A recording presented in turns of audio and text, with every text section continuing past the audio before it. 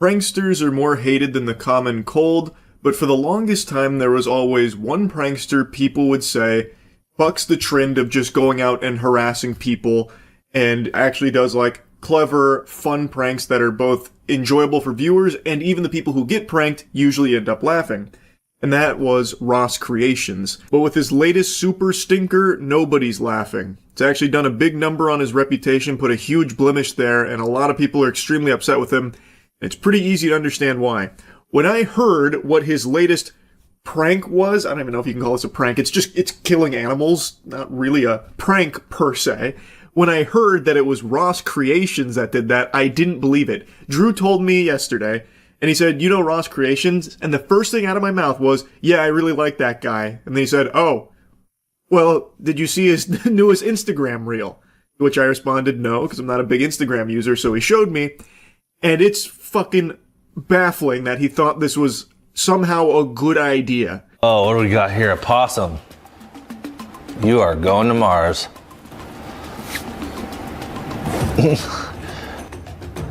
Yes. Oh my God! Bam! He just walks away. Oh man. Hey pal, you just blow in from Stupid Town?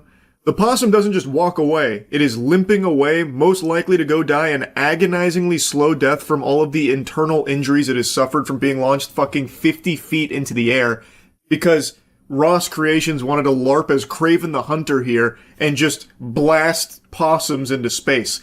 I think his brain went to Mars. Like, I don't know what he thought would be a slam dunk with this video, but it is shocking. He just shows animal cruelty. You can even see in the community note, it literally just lists out the penal code here. He's in Florida, much like me. It is just textbook animal cruelty. Possums aren't even really pests either, by the way. Only like farmers consider them pests because they do like go after like eggs, chickens and stuff like that. But for just an average, just ordinary person, possums aren't really pests. In fact, they actually do a lot of pest control for you. So him just targeting possums to launch and kill them is unhinged. And believe it or not, I actually saw some enlightened Redditors in the comment section trying to educate us plebeians that possums can actually tank this. This kind of impact actually does nothing to a possum. They don't even feel it. They're a lot like squirrels in that regard. And I had to take a moment to compose myself and realize that that was a real sentient human being that typed that, and it almost made me shed a tear. Buster, possums are not like squirrels, they're significantly more dense, and they do reach terminal velocity. So while it may not have just exploded on impact like a fucking bomb going off with blood and gore flying all over the place, you can clearly see it limping away, and it is absolutely suffering, and no doubt will likely die from those injuries it sustained. That is an extreme distance to fall that possums cannot just tank. Some of these goobers in the comments section were talking about possums like they're goddamn Thanos. Like, that is not how this works. This device is an alley-oop for gravity to assassinate possums. I don't even understand what the content idea here was, so he seems disappointed that the possum walks away. So the video was going to be launching the possum, having the possum hit the ground, and then a mangled corpse. And he thought that that would go over well. He thought that'd be like thumbs up across the board. The description on the video just says W, so he thought this was like a great move. What kind of psychopath shit is that? The guy whose own YouTube description says pranks but not mean, branded himself as like a good prankster, built a reputation as being a prankster that like even the people who get pranked appreciate because it was fun and entertaining, all of a sudden drops a video killing possums. That was his idea. How fucking stupid can you possibly be? Let's go ahead and play ball with fanfic where Ross views them as a pest because he's a big-time green thumb farmer, which he's not. But let's say he was, and he hates possums. He's got a big problem with possums coming in there and fucking slapping his chickens around or whatever. So he wants to handle the issue himself instead of calling a professional. This is not the way to do it. This is extraordinarily inhumane. It is textbook animal cruelty. Like this... There is absolutely no wiggle room for any kind of justification here at all. It is just torturing these possums. They die a slow, painful death. So even though it looks like that possum walks away, if you really stretch, it is limping very slowly off of frame. But even if you think that it walks away, it doesn't live happily ever after from the extent of those injuries. There's no world where it fucking survives that. But let's say it did. Let's say it did somehow get out of there, but it's all bruised and beaten up, looking like Ed, and Eddie after the town just attacked them for their most recent scam. How the fuck would Ross ever think that is content that would be received well? Launching a possum in the air and brutalizing it, but at least it survives. Why did he think people would respond positively to that? That's not silly. That's not like ha ha ha hilarious. That's just fucking weird. And the idea, apparently, was that it would kill the possum. Like, Ross seems disappointed that it walks away. I really don't get what he was expecting with this one. This shit is just unhinged, and I was shocked to see that it was Ross Creations that did this. I just had to yap about this a bit, because most other pranksters, I expect a level of, like, unfathomable degeneracy.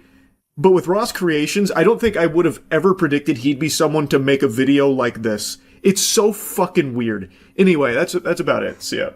Well, the time is finally upon us. A moment in cinema history more important than Team Edward versus Team Jacob.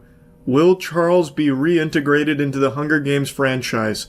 The man who was once the face of the Hunger Games. Without me, it'd be buried in the dirt many years ago, many moons in the past. But with District 8 Hospital Helper's performance carrying the weight of the world on its shoulders, the Hunger Games was able to flourish, and I was excommunicated from the franchise. But with Sunrise on the Reaping, they're doing the open casting call. I recently made a video announcing my return and my attempt to get in there, and I'm happy to report I finished my audition. Unfortunately, I was unable to get Neil Blomkamp to write me a script, nor was I able to get the best soundstage Tampa had to offer, so instead, we settled for a decent one. A good soundstage, but not the cream of the crop, which is fine.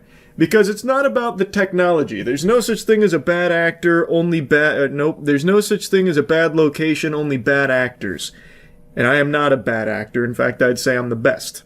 And this will be a showcase of that. So I've posted the full audition on Instagram as per the parameters of the competition. So I followed all of the rules. Hopefully I'll be chosen for whatever role they deem worthy of my talent, which should be nothing shy of a leading role. And we'll see how she goes. I'll play that for you here, but I'd like to also play you the extended director's cut for some takes we didn't use. What we ended up doing was we kind of just winged it. Like, we had a general premise for what we wanted to do. It was kind of just going to be like this wide array of different scenes as opposed to marrying ourselves to one narrative. Instead, we told every story ever made in a bunch of different backgrounds. And, well, I think it came out alright. It's like the world's worst fucking Old Spice commercial, but that's okay. It's been over a decade since my debut in the Hunger Games Mockingjay Part 1. This is a showcase of my range to prove why I should be reintegrated into the franchise. Enjoy. Well, Mr. Phillips, the biopsy did come back. Unfortunately, it was positive for fart cancer, but don't worry. Oh, whoa, man. Ain't seen you around here before. Ma'am, you need to push! Push, ma'am! Umbilical cord's around its little neck. No, please don't! No, I'm only 12! No! This is supposed to be a fun retreat! No! Get away! Congratulations, Mom. No! My God, this baby, it looks just like me. Wow. I know it's my own performance, but inspiration is inspiration, you know what I mean? In 1 minute, I was able to make you feel things and connect to these characters we created. And really, at the end of the day, it's kind of the most important part of acting. Just tickling the soul a little bit, you know what I mean? So that's the actual edited down audition to fit within the minute-long scope of things. But I wanted to show you a few takes we didn't really use because I think they're just as good, if not even better, in some cases. This is a showcase of my range as well as me doing a stunt choreographed performance from High Wires. If you're watching this, then I'm already dead. Yeah, I practiced my Bushido.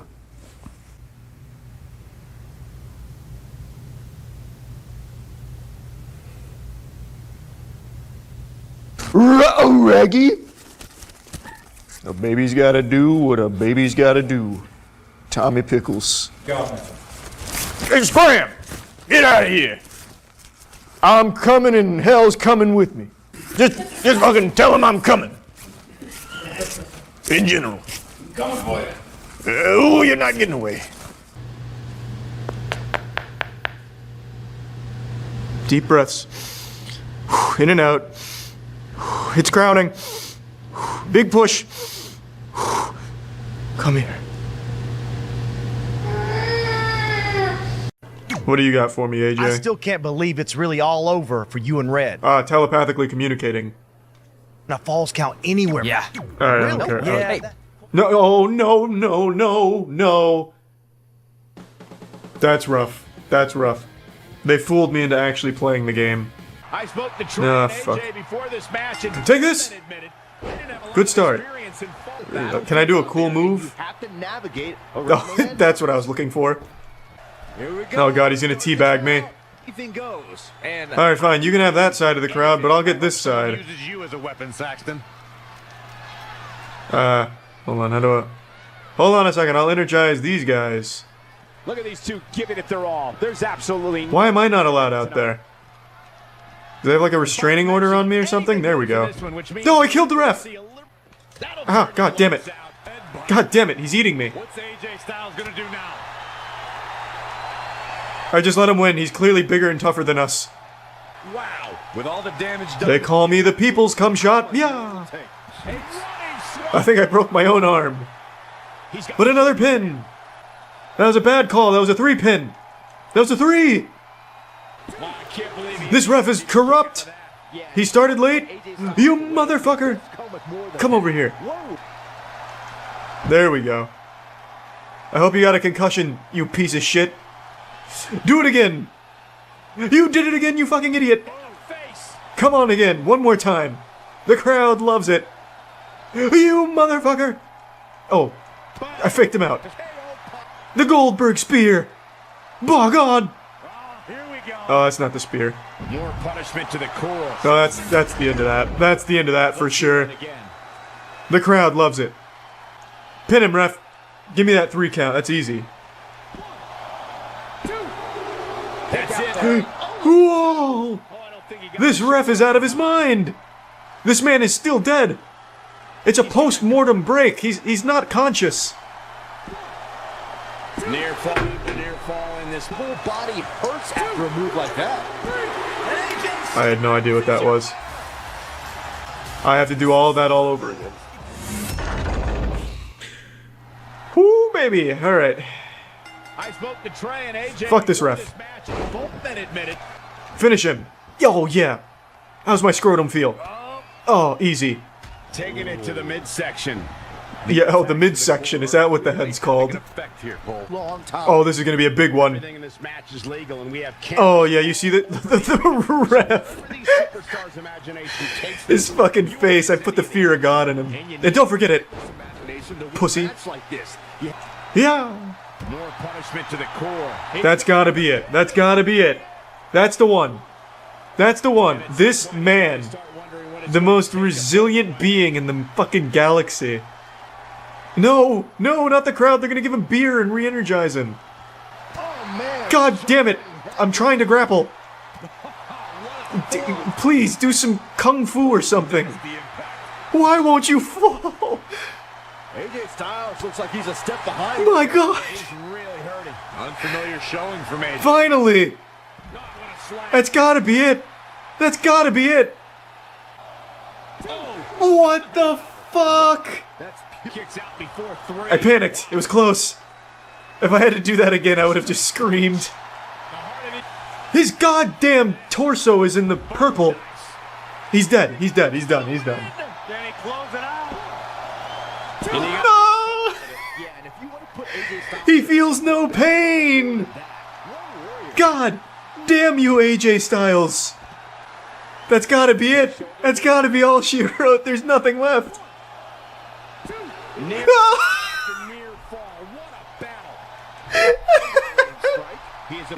Please, spectators, give me your energy. I need a spirit bomb to beat this guy. Come on, baby. No! How is this possible? What is this man? Even the ref's coming over to check his pulse.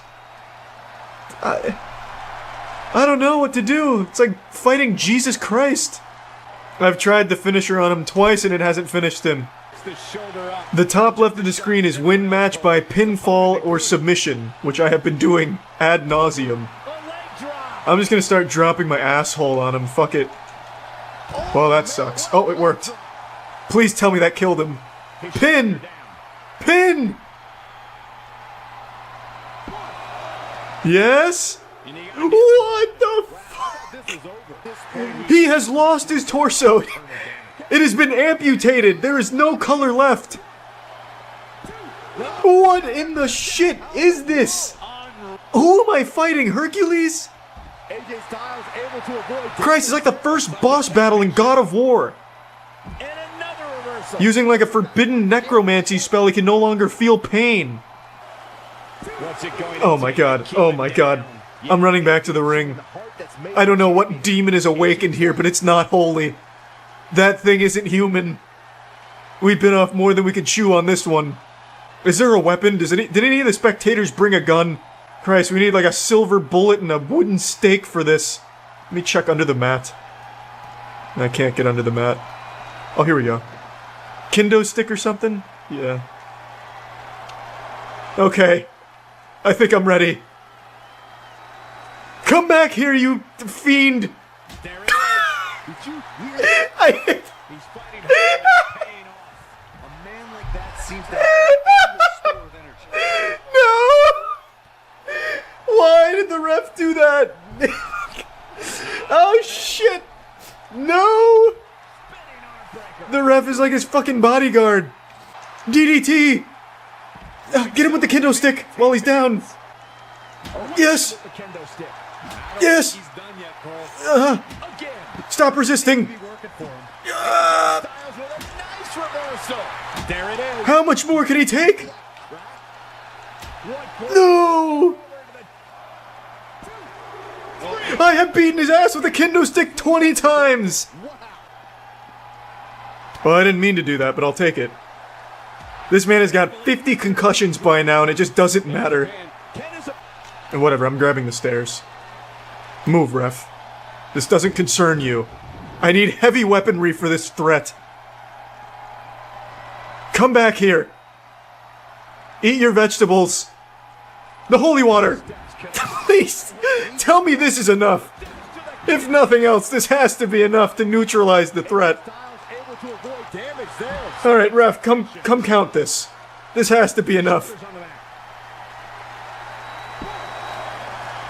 Oh my sweet Jesus Christ, what is this abomination? What else do I need? Alright, pardon me, I'm just gonna go look for more. God, the ref is bleeding from where I hit him with the fucking kendo stick. Yeah! Please, tell me it's enough.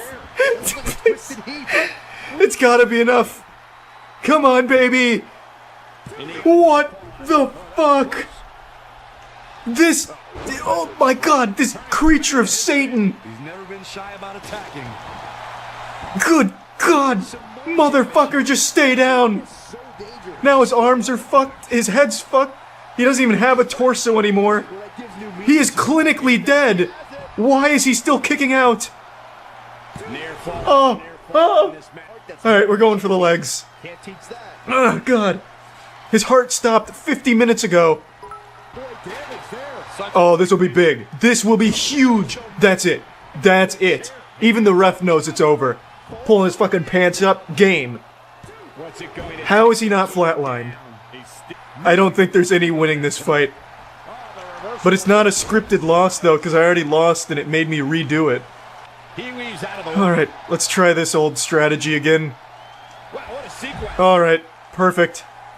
No, it says win by pinfall or submission. It says nothing about a finisher. Plus, I've already used the finisher on him twice, and it hasn't been enough. DDT, DDT, DDT, I need it now. I need it now, I'm going for a submission. We're switching up the strategy. Don't you dare roll away from me, you motherfucker. I'm stuck. Get out of the ring! What? This is not a submission. Rug burn. You said R2 and A. I'm just dragging a corpse. His shoulders are down. Oh, Jesus. Oh, thank God. We're still in it, baby. Oh, my stamina. Oh, fuck me. Great! Great! Why did he have so much stamina? That's a 45-minute boss battle down this shitter. I'm fucking stunned. I've been stone cold stunned. What's up, everybody? It's Critical. I'm playing Penguinz0 Ohuro for the PC. Let's do this shit. I actually know the controls to this. Hello, ma'am. Let me join you in that there bathtub. We can get squeaky clean together. Or squeaky squeezy titties. Give those to me, yeah. There we go. Hey, damn it, don't slap me. I'm here to help. Stop. Fine, if you want to turn this into a bathroom blitz, here, take this left hook. Here comes the right hook. Why isn't the right hook getting it? Why can't I use my right hand? Am I just sitting here masturbating in front of her as she pulverizes me? Come on, right hand, get involved here. We need you, buddy. There we go. I missed the attack, but at least we're working both hands now. She's just giving me the what for right now. I can't even retaliate. What type of ancient fighting technique is this? Oh, it's a fucking cheap shot. That's a cheap shot, damn it. If I had a store called Cheap Shots, that would be on the shelves. Damn it. Oh, what just happened? I paused the game, I guess. Hey, check that out. She is packing some baboon nipples right there.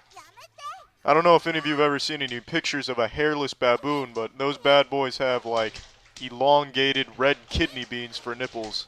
They're really something. This is exactly what I thought I was when I entered the bathtub. A floating, headless torso. Who else would you want to be in a bathtub with you at the same time? I mean, just look at this. This is clearly Washington Irving's first draft of The Legend of Sleepy Hollow. I mean, that's what this game is based on, obviously. Holy shit, she's just delivering my pizza right now. Fuck. Oh, shit. Well, I didn't know I was scrub-a-dub-dubbing with Bellona, the Roman goddess of war. Yeah, I guess who's here again? It's the bathroom boner. Scoot over. We're doing this right here and right now. Take some of this. Damn it. Don't you dare slap my pectoral muscles. You left your guard down. So I'm going downtown. Give me your vagina. Yes. The quick fist. It seems you forgot to add soap to your bath experience. Allow me to slap your titties until they produce milk, and thus artificial bubbles. Why are you not lactating yet? I just gave your titties the 1-2 slapperoo. Damn it. That's it. Alright, I'm gonna touch your stomach. That's right. Give you a good old pat on the belly. I'm more or less just giving your titties an uppercut. No, what are you doing? What are you doing? What is this? Do you give up? Do you forfeit? Or are you just waving at me? Splish splash. I was motorboating your titties. Jiggly. This is getting me rock hard. Hey, she just doesn't care anymore. Ooh, that was really gentle. That ought to score me some points with the lovely lady. If you think you're beating me again, then you're thinking incorrectly. I've got you right where I want you. I've got you in the palm of my hands. You better drain the water from this bathtub before I drain the bathtub from your water. Take more of this. Some more of that. Did you order this? I think you ordered that. Oh, fuck. Damn it. This girl must be one of Ip Man's most gifted students. She's extraordinary at hand-to-hand combat. Okie dokie then. Take that. Yeah, you know, you want to slap me? I'll get you with that fully extended jab. That's right, I've had enough of this bitch-ass slapping nonsense. Yeah, that punch used all of my stamina, because apparently my arms are heavier than an Egyptian pyramid. But now you know, I can make a fist. My goodness, playtime is over. I am poking the ass cheeks out of her. Just fucking look at me go here. I'm at a poke her table right now, and I'm all in. This isn't even a contest anyway. She just can't handle me right now. Kore wa watashi no torati no hira totsugeki. I am the king of this bathtub, and soon she's gonna know. She'll go around telling her friends, I know the king of the bathtub. There we go. What happens now? Her HP's at 0. I won. Where are you going? That's right, this is my bathtub. Yeah. Alright, yeah, well, now I'm alone in the bathtub. That's a lot of fun. Alright, well, I guess I completed the game. Alright, well, I'm done playing this. Well, that's the end of this video. Remember to rate the video, comment the video, and subscribe if you want to see videos similar to this one. See ya. Yeah, so it turns out the Reddit mod meltdown on the Ring doorbell is real. I was very skeptical. I mentioned that a couple times in the video. It felt like forced, because you genuinely, like, if you asked someone to sit down with a box of crayons and said, draw me a caricature of a Reddit mod, it would spit out this guy. He's in like a pseudo trench coat with flip-flops, a Demon Slayer shirt. He even looks like the Soy Jack memes and shit and all that. I really thought that this was just like a very successful staged video. It's not. It's a very real thing, and it's actually very sad. So there's a couple of additional pieces of information that have come out. There's this video here where apparently he actually broke into the house. The claim is that the husband wasn't home and was talking to the guy through the Ring doorbell, which is what you hear in the original Freakout, but he eventually found his way in.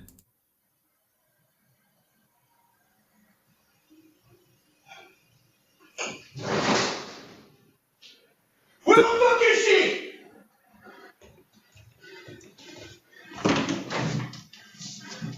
Huh? Victor, you around? So he's asking where the fuck is she? I'm assuming it's the daughter that he was talking about at the door. He starts opening these doors like it's a Scooby-Doo chase scene, like looking around.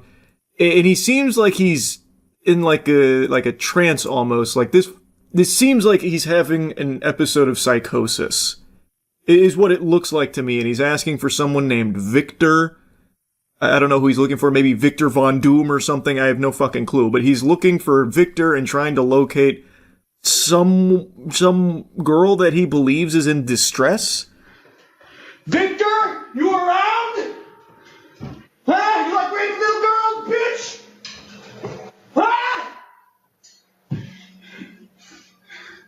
You fucking try me, I swear to God, I'll fucking kill you. Do you understand me? Where the fuck is she? So I don't know who he's talking to there. In the comments, the poster said that they know who this happened to, which is how they have this Ring footage that he had sent it to him. In the comments, apparently the wife of the homeowner was home and had like locked herself in a room to try and stay safe. And I'm guessing that's who he's talking to there. Where he says, if you try me, I'll fucking kill you. I'm assuming he's talking to the wife there. And he didn't know this guy. So this guy was, I guess, just taking a cruise through the neighborhood and then picked this house.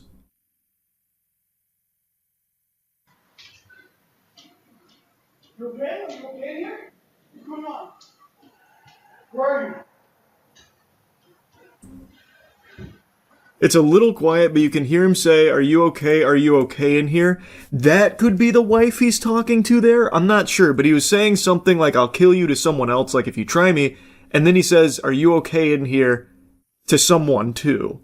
I'm not sure, who he's talking to there or what that's about. But again, it feels like he's in like a state of psychosis. Eventually the homeowner does get here.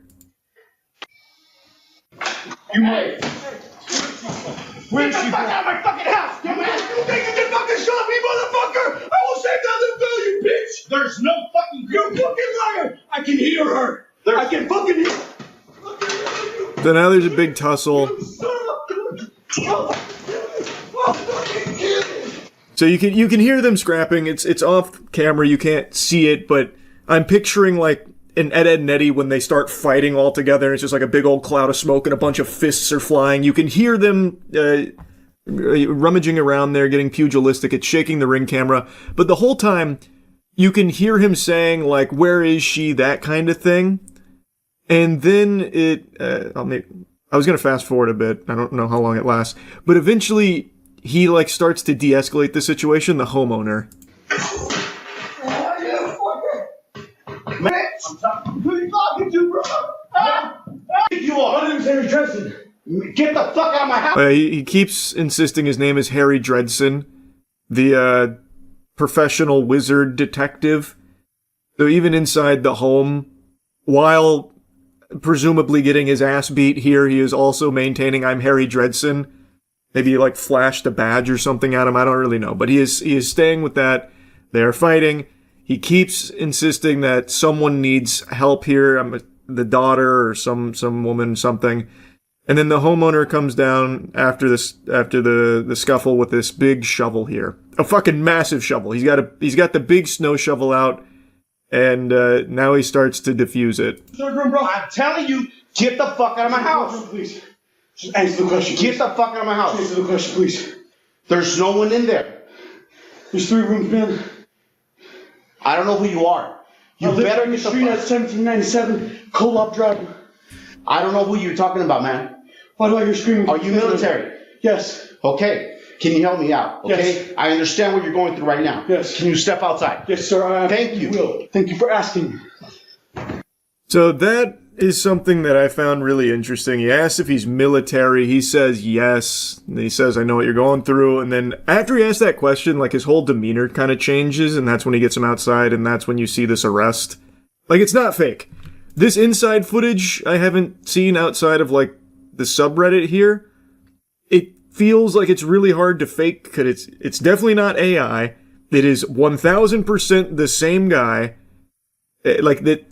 I think this is probably legitimate as well, but the arrest is 1000% real. So that's how he gets him outside. I don't know if he's actually military or anything, because, again, it seems like he's in a state of psychosis, so he might not even know what he just said yes to. Or maybe he really is ex-military and he is struggling with, like, PTSD or something. It's impossible to know, but he is definitely going through some kind of, like, episode here. So they fight. He de-escalates it with the snow shovel. Then everything else takes place outside. You can see the cops come in. They're checking on everything. Fairfield Police, is anybody inside?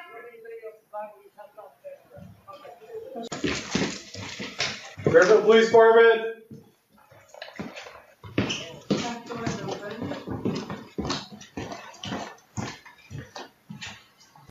And then outside, they take him away in cuffs. No, or I will fucking end you. Do you understand me?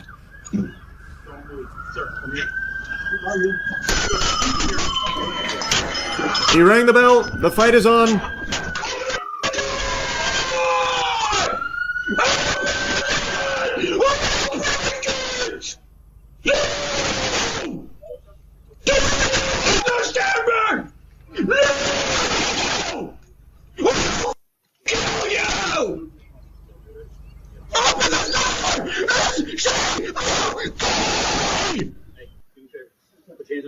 Sounding straight out of an old Xbox Live lobby right there.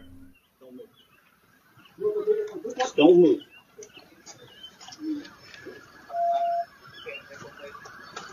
But yeah, they've got him out here now.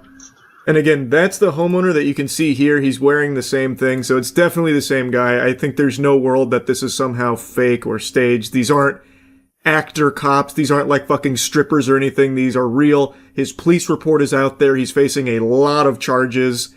It turns out it was 1000% genuine, which I cannot believe. Me after 2 beers. well, bub. Interesting. But yeah, then they take Cobra Commander away.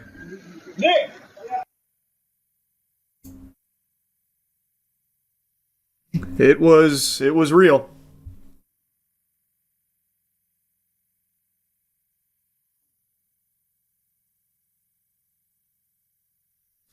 You can find his arrest report. He got hit with 4 felony charges for assault, deadly weapon, criminal threats with intent to terrorize, first-degree burglary, and vandalism. Yeah. I won't pull up the arrest report, but it's out there. He is looking at some very serious stuff. But like I said, from here, it really seems like he is just truly not in his right mind. I am very curious what the true story behind this guy is. Like, what actually led to this. This shit is unhinged. He did threaten to kill multiple times, and he did fight. Like, he fought the homeowner. I don't believe the wife was hurt or anything, so that's lucky. Crazy stuff, man.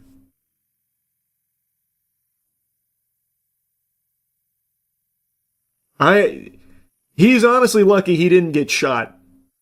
Like, at the door and certainly inside the house while going around, like, opening doors and slamming shit and, like, making threats, presumably at the wife that is apparently hiding in there. Like, it's lucky he didn't lose his life.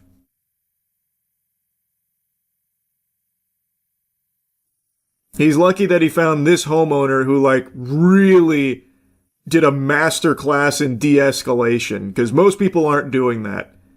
And even this is a really risky thing to do, because this guy absolutely could have followed through on his threats and just started shooting if he had a gun. Like, this was very dangerous and ended up working out, but that's not how it's going to play out most of the time, man. This guy would have absolutely been shot in most other places.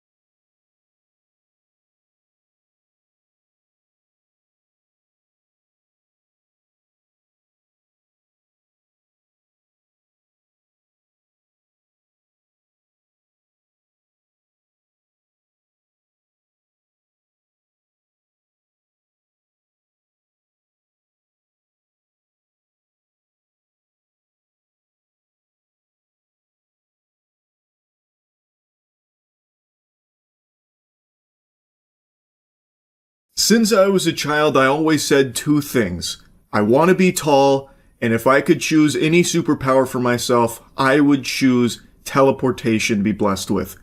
I failed on both fronts, but teleportation, I believe, is probably like the most useful superpower. The possibilities are endless. And can you imagine my surprise today when I found out that it's not just fiction and make-believe where you gotta play pretend and it only exists in comic books and anime? There is a real, living, breathing, sentient, flesh and blood human being in this country with the ability to teleport. His name is Greg Phillips, and he is a top official at FEMA. The very first time you were teleported, it was scary in a way. I mean, you don't really know. Okay, is this evil? Is this good? What is this? Let me stop you right there. Teleportation could never be evil. That is a divine gift right there. So this is Greg Phillips. He is a very high-level, powerful figure at FEMA who is on a podcast talking about his experience with teleportation. It's happened to him on more than one occasion. I'm unsure who the host is, but she looks like a reptilian doing her best to pretend like she's interested in the conversation. Now, Greg Phillips, though, has got some really strong claims here that give me a lot of hope for the future of our species. If he can teleport, why not me? What do I do with this? How do I deal with it? I was on the phone. Oh my God, what's happening? And I was landed, and landed about 40 miles away in a ditch outside of a Baptist church in a little tiny town just where you cross over the border. And it was an incredibly frightening moment. So this is his origin story. To me, this sounds like when the superhero first starts to awaken their abilities and they're unsure how to utilize it. Kind of like Invincible, when he throws the bag of trash into fucking orbit by accident. This is Greg Phillips starting to master his gifts here of teleportation. So he's talking about how he was driving, then his car got lifted and teleported into a ditch 40 miles away, and it was frightening him. As it would for anyone. The way he's describing it makes it sound like he's lagging in fucking Grand Theft Auto Online. He didn't know what was happening, but he knew he was teleporting around. However, he says that it's no fun. That's crazy to me, Greg. You're fucking teleporting, bro. That's like the most fun thing that can happen. To experience yourself in your car, flying through the air. Teleporting is no fun. It's no fun because you don't really know what you're doing. You don't really understand it. I was with my boys one time and I was telling I was going to go to Waffle House and get Waffle House. And I ended up at a Waffle House. This is in Georgia. And I ended up at a Waffle House like 50 miles away from where I was. They said, "Where are you?" I said, "A Waffle House." They said, "Waffle House where?" I said, "That's not possible. You just left here like a moment ago." But it was possible. It was real. He's teleporting to Waffle Houses now. This man is unstoppable. Now, far be it from me to try and poke holes in the experience here of Greg Phillips. His story is exhilarating. His evidence is watertight, about as good as it gets. But if I may toss out a little bit of a game theory here, what are the odds that he was with his boys and he was blackout drunk and was driven to a Waffle House and then couldn't remember how he got there and just ended up with the conclusion he must have teleported? Or I guess he said that he was in his car going to a Waffle House and then teleported there. I guess maybe it's possible he was blackout drunk and then fucking drunk drove himself to a Waffle House. I was like, oh my god, I've done it! Teleportation! Which would be extremely degenerate behavior. I just feel like the fast travel he unlocked to Waffle House is just a little suspicious because Waffle House is the spot drunk people go to. Like, it's moths to a flame. So the fact that he's teleporting to a Waffle House, feel like there was a lot of alcohol involved and he's just forgetting how the journey went. But I'm not the fun police, and I don't know for sure. Maybe Buddy really has been teleporting all over the map. Going to a Waffle House, ending up in a ditch, in your mother's bedroom for a little reverse cowgirl action. Perhaps he truly has achieved the gift of teleportation. And I think him being a director at FEMA now, with these kind of abilities in his back pocket, is a grand slam for America. Because imagine him being able to weave his teleportation into the FEMA protocol like he's fucking Nightcrawler going around saving all of us. As natural disasters striking somewhere in this country, he can just say, alright, let's teleport them out. I'm going in. And then he'll go in, teleport us to a fucking Waffle House to safety. Or maybe it goes a little differently and he's like, okay, we don't need to send a lot of resources there. I'll just instruct everyone to teleport to a safer location. Because maybe he believes that this is something everyone else can do, not realizing that only he is the chosen one. Now, unsurprisingly, FEMA officials are trying to throw us all off the trail of the world's first X-Man, trying to put the toothpaste back in the tube. This is so silly, it's barely worth acknowledging. DHS, FEMA, and Mr. Phillips are focused on the critical mission of emergency management and ensuring the safety of the American people. Many of the comments cited are taken out of context or represent personal, informal, jovial, or somewhat spiritual discussions made in the context of barely surviving cancer in a private capacity prior to his current role. I'm a little confused on this statement here as it pertains to his teleportation conversation. Now, there were other things that he's been facing hot water for like other claims and stuff that they're probably referring to for like context and all that. But some of them are directly about teleportation, which he was just, from what I can tell, talking about on its own as like an experience that he's had on multiple occasions of teleporting.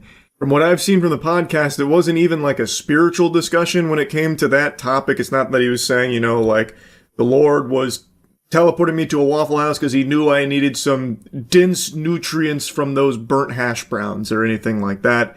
And also, I don't think it was about like his cancer battle or anything either, which I think is a terrible thing, so happy to hear that he's cancer-free these days, but I don't think it played any role in this conversation about teleportation. So I think that's them just trying to rely on people not watching the segment for themselves.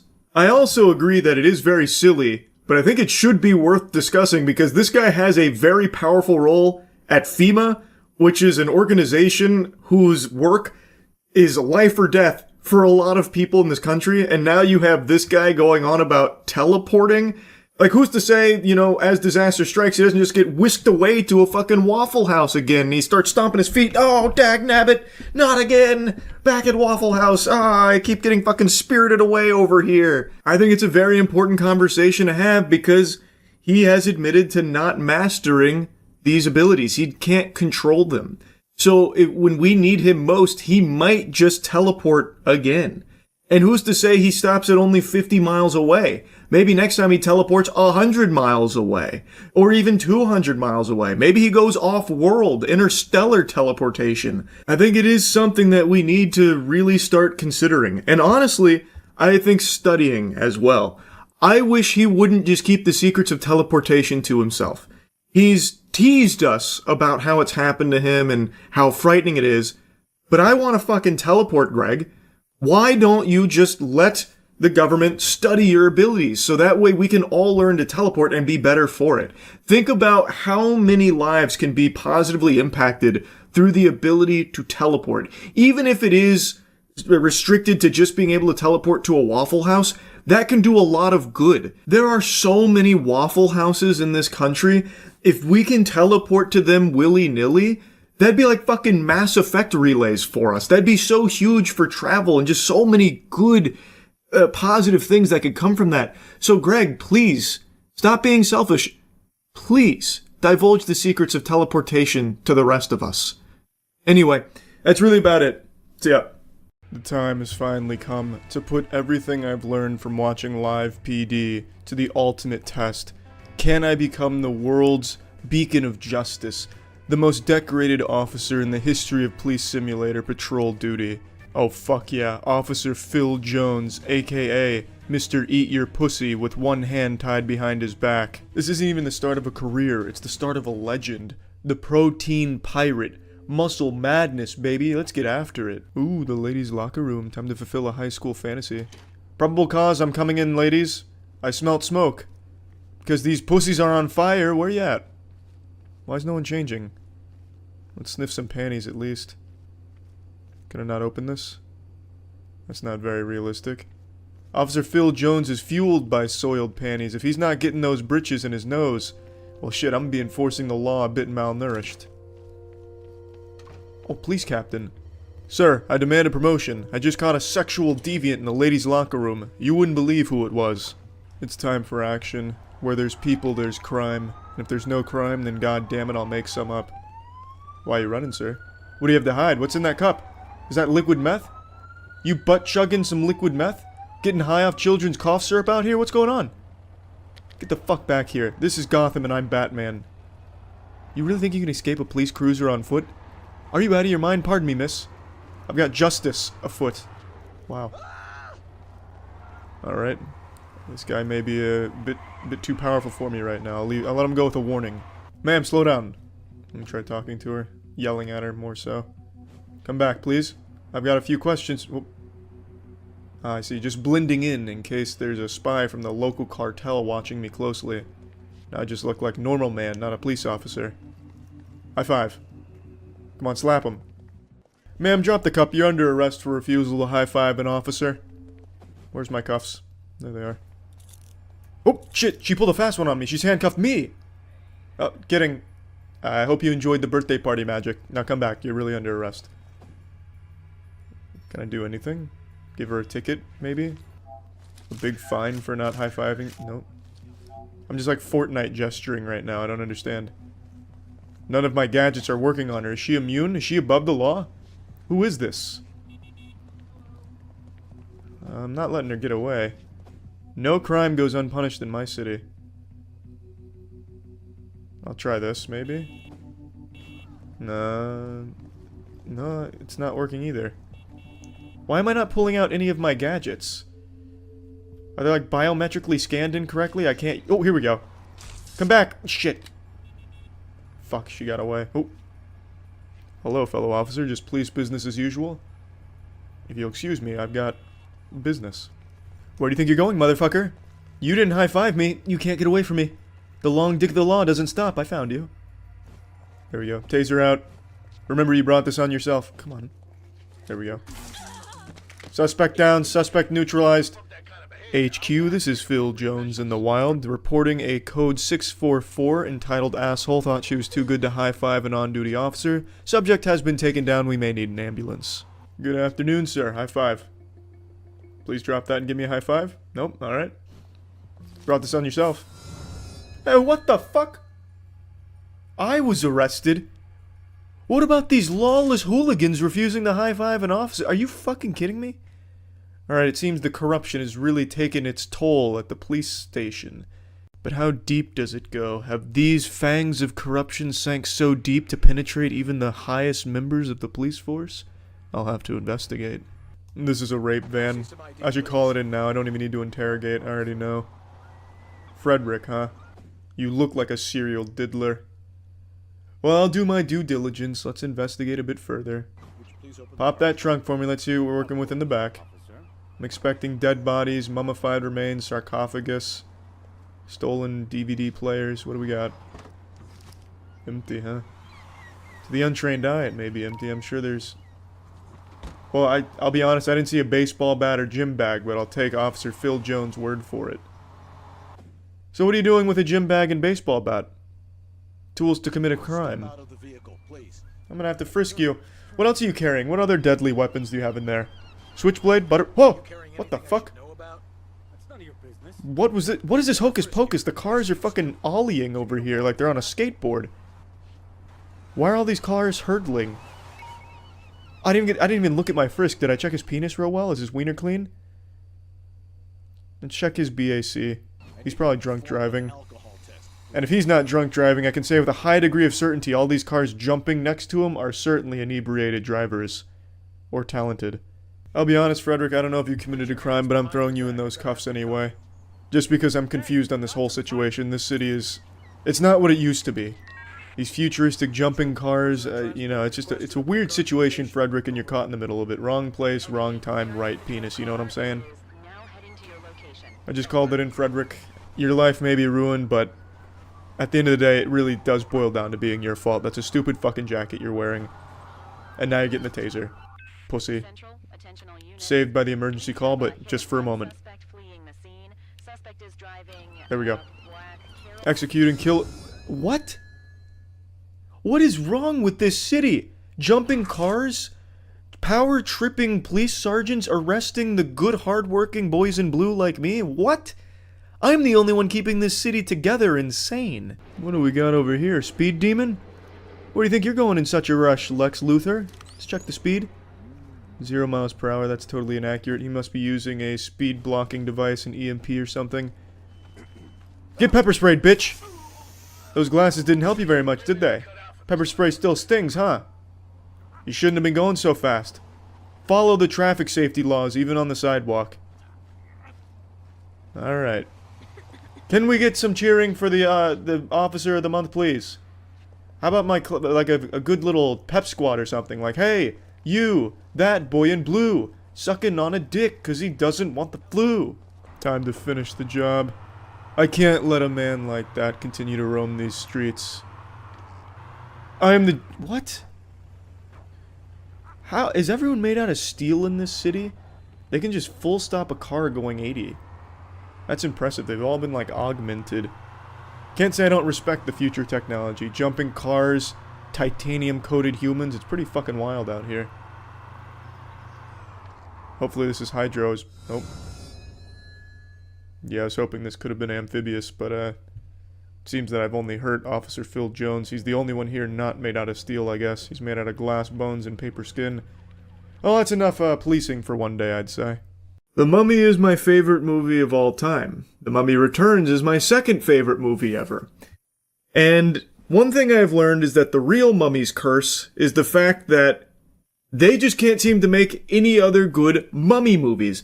Tomb of the Dragon Emperor was weak, but not terrible. Tom Cruise The Mummy was terrible. And now, Lee Cronin's The Mummy is just eh. First and foremost, this has nothing to do with the Mummy franchise at all. There's not even a single tiddlywink of an Easter egg. Not that I need to glup shitto out at the screen going, oh, I get that reference, or anything. I just want to make it known that this is completely separate from any Mummy movies. This is a totally standalone film, and it bears no resemblance to anything in the Mummy franchise. What it does bear resemblance to, though, is Evil Dead Rise. I would even say that this is Evil Dead Rise with a new skin. Lee Cronin made Evil Dead Rise. I really like that movie. This steals its flow bar for bar, beat for beat. And a lot of people are praising that, like, oh, this was very Evil Dead Rise-esque. For me, I like Evil Dead Rise. I don't want to just see it done again with a new coat of paint. And I'm not just being harsh and exaggeratory. There are identical scenes in here that were present in Evil Dead Rise. For instance, I don't want to get too deep into spoilers off rip, so here's like a little spoiler warning. When they're going over the mummy's origin and like what's going on here, they even play a tape that I'm pretty confident is even the same voice actor they used in Evil Dead Rise when they play the recording about the book and what all of that means. It's the exact same lore dump moment, basically 1-to-1. And there's multiple scenes just like that, including the same exact scares that were in Evil Dead Rise. Even identical, gross out, yucky moments. Oh, whoa. Like pretty much exactly the same here as it was in Evil Dead Rise. So I don't think this movie is bad, but it really is a been there, done that, because we literally saw Lee Cronin go there and do it a couple years back with Evil Dead Rise. This feels like a cash grab. It felt like he just wanted to go into, his bag of comfort and deliver something very standard and generic. So it's just a little disappointing. Now I want to get into some bigger spoilers, so here's your larger spoiler warning. So the entire film revolves around a family, and the daughter of this family gets kidnapped by a creepy woman who's using some kind of a spell, and then fast forward 8 years, they couldn't find her, but then a sarcophagus turns up after a plane crash, and in that sarcophagus is their daughter. Except something's very wrong with her daughter. She is really out of it, and a lot of very creepy, scary things start to happen when they bring her home. Spoiler alert. She's possessed by the spirit of a demon, basically, and in order to keep the demon from going hog wild on the world, they had to mummify it, and they needed a new host, and that's what their daughter was. But all hell breaks loose when that plane crash happens, and she gets freed from the tomb. There's also another character that's introduced as kind of like a side quest, who is a detective that really wants to help, and she's never been able to actually find anyone alive. Katie is the first person that they found alive, and it means a lot to her, but something has clearly gone cattywampus, and so the family, the husband, Charlie, is communicating with her and letting her know something's wrong, and we need to figure out, what happened to her, what did she go through? We have to know, solve the mystery. So then the side plot happens where she's solving the mystery of that mummy, that demon, and then it leads to finding this group that imprisons this demon in human vessels and has been doing so 82 times now. It's not really like a bad story per se, but it's a very standard one that isn't the most unique or anything like that. And it's unfortunately riddled with the biggest horror movie trope of just characters being dumb. Charlie is quick to recognize shit's all awry. This is not right, something's going on, and he's trying to figure out the mystery. And he even suggests, hey, we need to maybe get her somewhere where she can get specialized treatment after she fucking headbutts the grandmother and starts peeling off her own skin and, beating up the whole family and that kind of thing. But the mom is like, no, I'm not doing that. We need to actually protect her this time around since we failed last time, which I can understand that. I definitely do get that. I don't think that's bad writing or anything. I think that's totally fine. But when the bad decisions start happening is once the demon starts to free itself slightly, it literally starts possessing the other members of the family, the kids. So like the other daughter and the brother, she possesses them. And there's even a funeral where they live at their grandmother's house. The demon kills the grandmother, throws her out of the window. Coyotes then eat her body. This all happens in front of Charlie and the son, and the other daughter is already possessed, so she is laughing, watching her grandmother get eaten to death by coyotes in gory, brutal fashion. And then it fast forwards to them having a funeral in the same house with Katie and everyone still there, the daughter's still possessed, and that's, get this, things go wrong. Then Katie goes to the corpse of the grandmother, bites it. The guests are throwing up and vomiting. The other daughter is pulling her teeth out, bloody, bruised, and biting someone else, ripping his ear off. And then it fast forwards again, and they're still in that house. Like, they still just don't leave, and they don't do anything to solve it. They just sit there and wait. What the fuck? They're just like, man, that was weird. That's not how those are supposed to go. That was odd. All right, let's calm down. Let's clean everything up here. And they just leave like the coffin turned over on the grandmother, and they stay there and just do nothing. There's just so many bad decisions is the point I'm making with that. But anyway, like I said, it's very similar to Evil Dead Rise down to what the demon can do with possessing the other kids. So the other kids start, ripping their teeth out, attacking the parents with a baseball bat. And then the grandmother gets possessed, like her body dancing around like a puppet. It is all very Evil Dead Rise, and it has my least favorite, like, nails on a chalkboard cringe horror possession shit where the demon starts talking shit. But, like, it's really, like, I'm talking middle schooler on Xbox Live type of shit talking.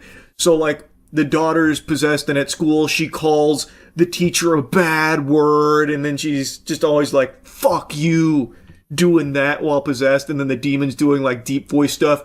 You're a bitch! A bitch! And then like when the grandmother is possessed by the demon, then it's like, oh, you wanna fuck me? Well, come fuck me. Ha ha ha ha. It's just, I hate it. It's so, that cliche is so cringe. I can't believe it still gets used unironically. Oh, and then it does another massive cliche where it shows how powerful the demon is, actually force blasting the grandmother out of the window and summoning coyotes to eat her. And then when it's the final showdown, all the demon can do is very slowly crawl. And this is after the demon has fully freed itself from its bindings. It's fully unleashed, and the best it can do is just crawl and talk shit. You're a bitch. You're not getting your daughter back. Ha ha ha ha. And then, when it actually like gets in position to attack, all it can do is slap. Like, actually slap box, like a cat swatting. But it's not even drawing blood or anything. So, like, the husband, the father, Charlie, is, like, gripping as the investigator who's learned about, like, the curse and everything and learned the words that they use to bind. Somehow she memorized all of the words. Then she starts reciting the words as the daughter's being held and just slapping. Instead of using any of the powers, the demon just sits there slapping, going, no! And then they bind the spirit to Charlie. And then, I actually do like this ending. I like what they did at the very end. When you think it's over, and it's like a somewhat happy ending, but bittersweet because they do still have the demon bound to their father, well, they then end up binding that demon to the woman who started all of this by kidnapping Katie. They go to her and put the demon onto her in order to free Charlie from it, so the family's all about to get back together, and the lady who inflicted this curse upon them is now the one that has to bear it. I actually liked the ending. I thought that was... I didn't expect that. I actually thought that was kind of clever. But overall, like I said, I don't think the movie's bad.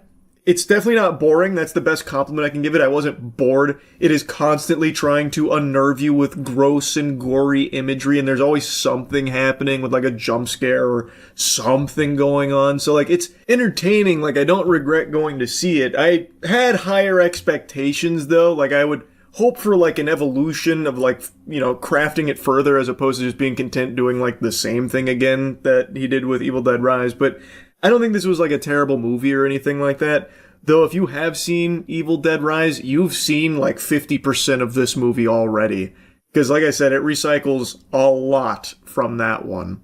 In imagery, in scenes, even in story moments as well, kind of. It uses some of the same shit. It's just, I don't know.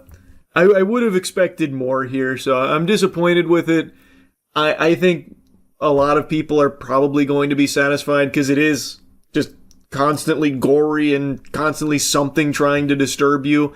And maybe that's all it needs to do in order to be successful. I don't know. I just would have liked to see something more than that. Anyway, that's really about it. So, yeah. I saw the comments on the video earlier today. You guys were so nice to me about my hairline. Oh my goodness, I was blushing. Making a 31-year-old man feel like a boy again. So to celebrate, we cracked open a $35,000 box of Magic the Gathering cards. Whoopee! Charlie flushing big bucks down the shitter again for the sake of banger content.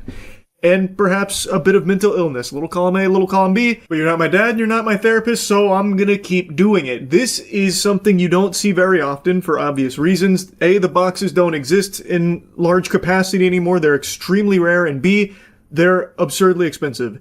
It is a Magic the Gathering box called Legends, which is legitimately a piece of Magic the Gathering history, which is my favorite card game. Have an entire channel dedicated to Magic. And this is part of our series, Box Brawl, where we open every set of Magic and then build decks out of our pulls. We each get 9 packs each and make decks and have a brawl with them. So, this is our most expensive Box Brawl to date. The whole thing is up on the Skill Check channel.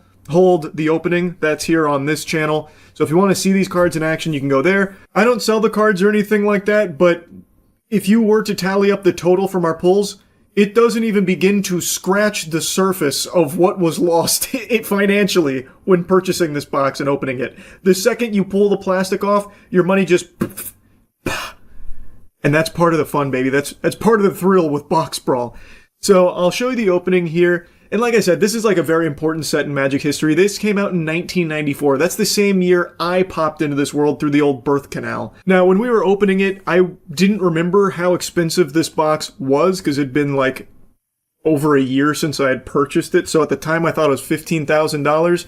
But I don't know, due to inflation or maybe, you know, I don't know exactly what prices are looking like in vintage Magic these days, but whatever the case, it is $35,000 right now on the low end. I've seen it go up to $50K, so it's somewhere in that general ballpark. And we ripped this puppy open with reckless abandon, caution to the wind, and built some fucking outrageous decks out of the pulls. So go check out the skill check video if you want to see them in action. There's a link in the description. Hopefully you enjoy the opening here, though. I'm pretty pumped. So this is a Legends box. This was 1994. June. This introduced legendary creatures to the game. And multicolored spells. Yep. This is in... So this is... Without this, realistically, Box Brawls never exists. Yeah, we're not born without this. Yeah, that's true. We cease to be. Yep. So this is a pretty big one.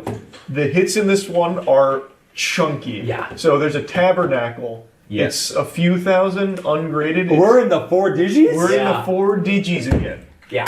Matt, this is a big... Matt is out of bed. And I think that, like, the number of these boxes that are just existent or that people know about is, like... very low. Pretty low. Look at how... I know, look at the... Oh my God. It's such thick plastic. It's not like the saran wrap that they use. This was before we knew plastic was bad for the environment. Yeah. Crazy. So we do have a crooked pack, but I think it's because it went from here to here. They weren't as good back then. Yeah. So yeah, this came out in June 1994. I came out in May 1994. Whoa! I came out in August 1994. I just barely beat this box out into the world. I was already at Friday Night Magics when this box was on. Not really. Yeah, no. Alright, so we're going pack. Yeah, I think so. We'll do it that way. Let's see what we get. I think mine are a little twisted, but that's fine. There's no foiling in this. This predates that practice. Okay. So I think our odds of getting like a big hits are pretty high. So and we're looking for Tabernacle. Tabernacle, Chains of Mephistopheles, Moat, the Abyss. Oh no! A lot of white and black Urborg. spells. Wow. Okay. Wow. A legendary land. Wow. You don't see a lot of those. Is this a how to play? Look at the first rules clarification. Oh, It's shit. 2 paragraphs about bands with other. Bands. Do you Banding. think anybody's ever played Commander with a Legends box? I don't think so. I was going to say, way. I don't know how many boxes of these have even been opened on camera. I bet you there are probably more alpha box openings than there are for Legends box. You want to know why? Because this is a 3-mana 2/6 with no other text. Yeah. You know what that means? A good game. Yeah. Zach actually passed out for how much? He passed away. So they don't have any like indicators what's common, uncommon, or rare? Not at all. I think the Pit Scorpion was our rare. So, looking at my pack on accident, the first card under this one was the rare. Oh, okay. Oh, yeah, wait, that makes was sense. your Yeah. So then the Tucknear Deathblock, the Summon Legend, is the rare. So, Wait, that's actually really good. It's really not bad. It's a 2/2 4-mana flyer, and I can pay 2, and that's the old tap That's the symbol. old tap symbol, Yes. yeah. Target creature gains +2/+2 until He's got a flyer. Yeah, that's good. my first card, Palladium Moors, the Naya Elder Dragon Legend. That's Holy sick. shit. Wait, that's It's- probably a big one. Right? It's a That's Flampler. sick. It's a flying trample. You can pay Naya or it dies on every upkeep. And I got Pendlehaven. This is by an artist that I think I love have Pendle. a. I love Pendle. You have a mat. Yeah, I have a playmat. Dwarven Song, Dreamcoat, Equinox again, Giant Turtle, Huge. Divine Offering, Pit Scorpion, yeah. Enchantment Altruism. Whoa, Glyph of Destruction. That That's looks cool. sick. Duskwood Boars, It's like a band symbol from the Amro Kithkin, Transmutation. That's a cool card. Remove Soul, and the Crookshank Kobolds. All right. Beautiful. So we're going to pull off the rules straight into the big hit. Yeah. Whoa! Vivictus Asmati. It's a ghost song. Whoa! It's a flying. I can play. I can get a bunch of stuff for paying mana. Jesus, all these legends are flyers. Yeah. It's A all in- 7-mana, 8-mana Oh. flyer with 7, brother. You got Casimir the Lone Wolf. Ooh. It's just a 5/3 legend. pretty good. Dude, legendary creatures Oh, look, abound. another. Jedit O'Hannon. Oh my god. Oh, you got Urborg. Urborg. Yeah. Flash Flood. Crimson Kobolds. Duskwood Boars. This is so cool. Yeah, this This is really cool. I love these old sets. I believe the most expensive uncommon that you are looking for is Mana Drain. Oh, that makes That sense. checks out. Not vampire bats. No, I'm not thinking Vampire Not Bats. Wall of Wonder. Yeah, I imagine not. What about that 3-mana 2/6 in red that you got? That thing. Yeah, that's going to be a beater. Oh, what did you get? Uh-oh. Is this good face? Uh-oh. No, it's just Rasputin. Incredible. Yeah, I think it For- is. He's how a, much? He's a, okay, sorry. He is 110. 110, not bad. All right, Zach. I also pulled your favorite card. Barktooth Warbeard. Oh, that's Patrick Star. He's 7-mana legend 6/5 with no other text. Wow. Nice. And I got a Pendlehaven. Hey. How much is this box? I'll double check. I think it's 15K. Yeah. 15K. It sits around there. So, Oddly oddly Cobra? enough, if some of the hits are a few thousand, You could get close. you could get closer on this box than most. Yeah, 50, Let's it's just 15K. say I'm not thinking that we're gonna get there so far. Name just in pencil. Yes. You just wrote it there. This is back, and this was for a long time. A lot of the artists just signed their name on the art on the card. so like, many have it. even in the commons, even Yeah, in the it's rares, like it's on most of them. That's cool. Yeah, it's really funny. This guy, I think, put a year. I think this says 93. Yeah. Is Reverberation anything? Or is that just a big bunch of trash? Really big. At least I got another legend. The Riven Turnbull. Oh, Oh yeah, this guy. He's a 5/7 and he can tap to add black mana. Wow. Would you like to swing your 5/7 or Well, get he's one a black 7-mana 5/7. So either way, I Oh, think yeah. the game is over. I would like to summon Zach for a cameo that he may rip a Zach, pack. Bring him in. Come on here, boss. All right, let's rip this. Also, I can't believe no one has said Elder Dragons are in this set. Yeah. This is where Commander comes from. Nico Bolas. Yep. One of the big Nico any of the Bolas. Elder Dragons What? could be your commander, and that was the Yeah, idea. Palladium Ores. That's cool. All right, we're looking at Ramses Overdark. Oh, good. What a stupid name. Destroys a target creature which has an enchantment card played on it. Well, that's my first D&D OC. Abomination. He was an abomination. I don't know why it Winds sounded of like you said Change. abomination. Abomination. Backfire. Abomination. Glyph of Life. Abomination. Remove soul. Active volcano. It looks like a tropical island, but it's not. That's true. Barbary apes. Yes. If apes, monkeys. Or something like that. Big. Thank you, Zach. Nice. Big pack. Big pack. Overdark is really going to help. Here comes the big pack. Nope, that's Sentinel. Don't nobody care about that goofball. What the heck is that? Yeah, I don't know. Wait, But the he next looks. one looks cool. I mean, he looks really fucking sad and stupid. Let me see. Yeah. Chase, I want you to open this pack. Okay. Yeah. Be careful because the one under that is the rare. The one under this. Yeah. It comes at you quick. Yeah, he Comes at you quick. starts It comes punching. fast, like many of us. Whoa, that's cool. Roga. Yeah. Karakeep. I'm in the right piles. Evil Eye of Ormsbygor. Wow, that's all one word. That's amazing. Ormsbygor. Backfire. Back shots. Casimir, the Lone Wolf. Giant. Wow, that's a guy. Oh my god, that art is Oh my so god. Is he Oh, cool? he's got a beer belly. Oh my god, that's revolting. I actually saw it earlier and just stopped looking at it because it made me uncomfortable. That looks like a Smiling Friends character. Oh, yeah. And Emerald Dragonfly and Alabaster Potion. Alabaster. Thank you very much, Chase. Nice. Nice. I might be playing kobolds, dude. That's Yeah, so that guy's sick. cool. That was really cool. Let's get a real hit now. Yeah, That's Matt. Chase of the other channel appearing at the skill check channel Yes. on Charlie's channel. Yes. This is Inception. All right, guys, you Yeah, want to stop yeah. fucking around here? Yeah. Kabam! Axelrod Gunnarsson. It's my favorite. I did not make that up. That's Axelrod Gunnarsson. Damn it, he's gonna be worthless. He's an 8-cost Rakdos. He's got trample, 5/5, and each time a creature is placed in a graveyard during a turn in which Axelrod damaged it, you gain 1 life, and he does 1 damage to a target creature. Of player. course. Okay. Hammerheim. It's a land. You think this is repacked? We haven't gotten Bloodlust. anything big yet. Winds of Change. I think we got $100 Rasputin. We got a lot of packs to go. Could be repacked though. It's You're a wondering, certainty. how long ago did you get this? Like 6 months ago, probably. That guy's long gone. Yeah. Yeah. All right, Danny. It's go, He skipped go, go. town. So what's the before I Tabernacle. what's Tabernacle. what is the price on this box so I know what I'm getting 15K. into? Oh, Yeah. that gets you up in the morning. Yeah, It's yeah. a little bit of a. Let's get Yeah, yeah. Maybe that was the trick. Damn Oh, it. shit. Hey, no, it just changed. Yeah. No. Nope. Nope, Wall it's garbage. of opposition. Ooh, a wall is the rare is tough. Yeah, that's maybe bad. the rare is the Yucky. second position. Yeah, it's actually going to be where's your red pile? Oh, this is a bad repack. Oh, Lady Orca. Yeah, I got one. Yeah, already. no, this is definitely repacked. I think. If Danny can't pull. Yeah. Every time we open a box, it blows my mind that magic still exists. Like they Charlie? made it through this time. You get anything? You want to tell me about the art on this card? Oh, what the fuck? That is a nude woman. It is just a naked I'll woman. tell you about that. Fully nude woman. I've seen one of those before.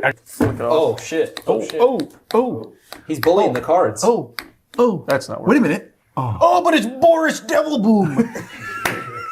Of course. Penguinz0 minor. With an E or an O. I can pay 4 to put a minor demon token into play. Holy shit. Storm Seeker. Mountain Stronghold. These are new. Yeah. All right, Drew, take it home. All right, I reversed my pack like how Oh, Ryan thank did. God. I was going to say that was ass. Bloodlust. terrible. Red Mana Battery. Red Rocket. Whoa.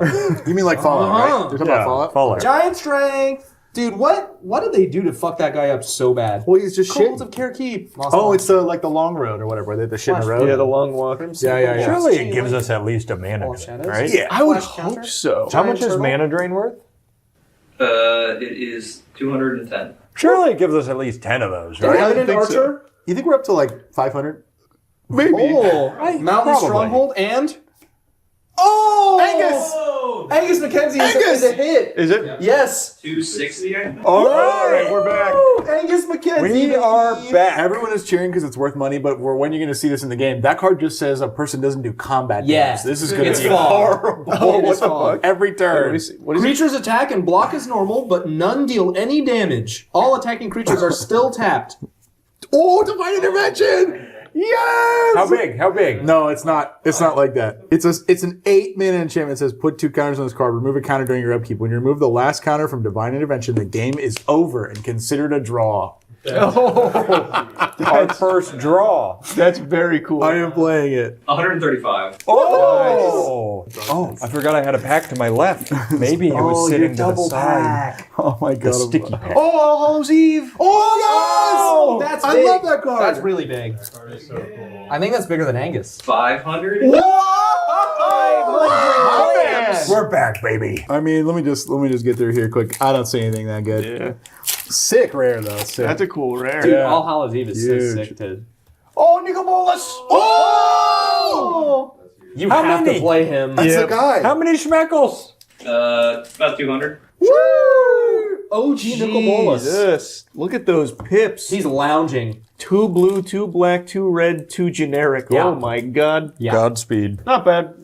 Not a terrible box. Yeah, but so much Would fun. have been worse. That was cool. Yeah. So, if you want to see us play with these cards, you can go over to Skill Check and actually watch us sleeve these make decks, play them, which is crazy. Nobody plays Magic this old. That's true. It's just us. for It's just us. I'm gonna play all planes in Divine Intervention. I bet I can terrify you with a single sentence. Tiger Woods driving a car. Ooh, even just saying that frightened me a little bit, like a scary story around a campfire. Golly.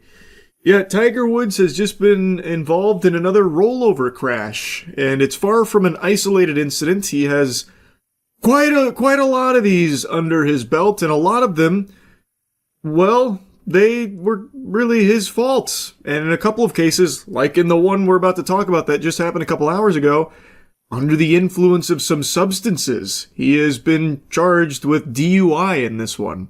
He has an extensive history of these kind of accidents dating all the way back to 2009 when he crashed into a fire hydrant in his neighbor's yard, and his wife at the time had to pull him from the vehicle.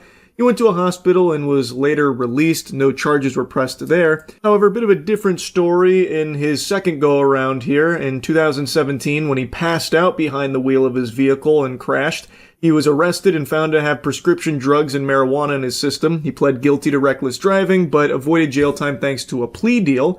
They then later dropped the charges of DUI and then spent a year on probation. And then in 2021, he had a major accident. It was a rollover crash where his SUV ended up rolling down a steep embankment.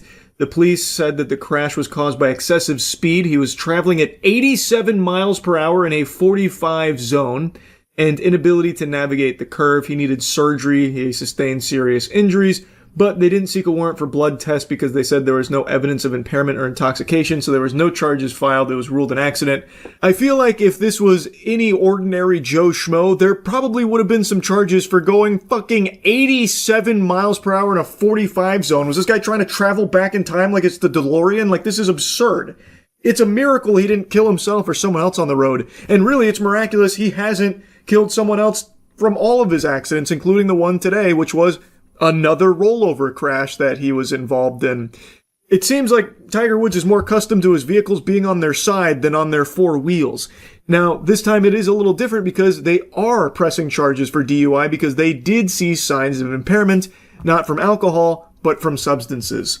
Like, Tiger Woods and automobiles just do not mix at all. It's like fucking SpongeBob with the boatmobiles. I now truly understand how Mrs. Puff must have felt every time SpongeBob got behind the wheel of a boat. Famed golfer Tiger Woods was involved in a rollover car crash, according to the local sheriff. Our affiliate WPTV posted this photo from the scene. We're told the crash is in Martin County, Florida. That's about 27 miles north of Palm Beach. Local police say the Martin County Sheriff's Office is handling the crash investigation. The 50-year-old golfer played in a match Tuesday in Palm Beach Gardens, Florida. Tiger Woods has unimaginable wealth. You would think that he would have a driver or at the very least pay for an Uber when he is under the influence. Yet, multiple times throughout his life, he insists on driving impaired. Again, It is miraculous that he hasn't killed someone else or killed himself in one of these accidents. Genuinely, he should not have his license any longer. For the safety of all the innocent people that have to share the road with him, he cannot be trusted behind the wheel of a vehicle. He is a worse driver than the drooling zombies in Grand Theft Auto Online who are like intentionally crashing into people and things. This guy is fucking dangerous behind the wheel of an automobile, and he cannot stop himself from driving impaired. It's such a crazy and sad fall from grace for Tiger Woods because he is undoubtedly one of the best to ever do it in his respective sport. One of the best golfers of all time, just so dominant. But over the years, he has sabotaged his legacy, wiped his ass with his reputation. Like, I remember in 2010, when all of his affairs were coming to light about how he was having sex with, like, every woman on the planet with a pulse, you had to be, like, checking under your bed just to make sure Tiger Woods wasn't waiting there to fuck your mother.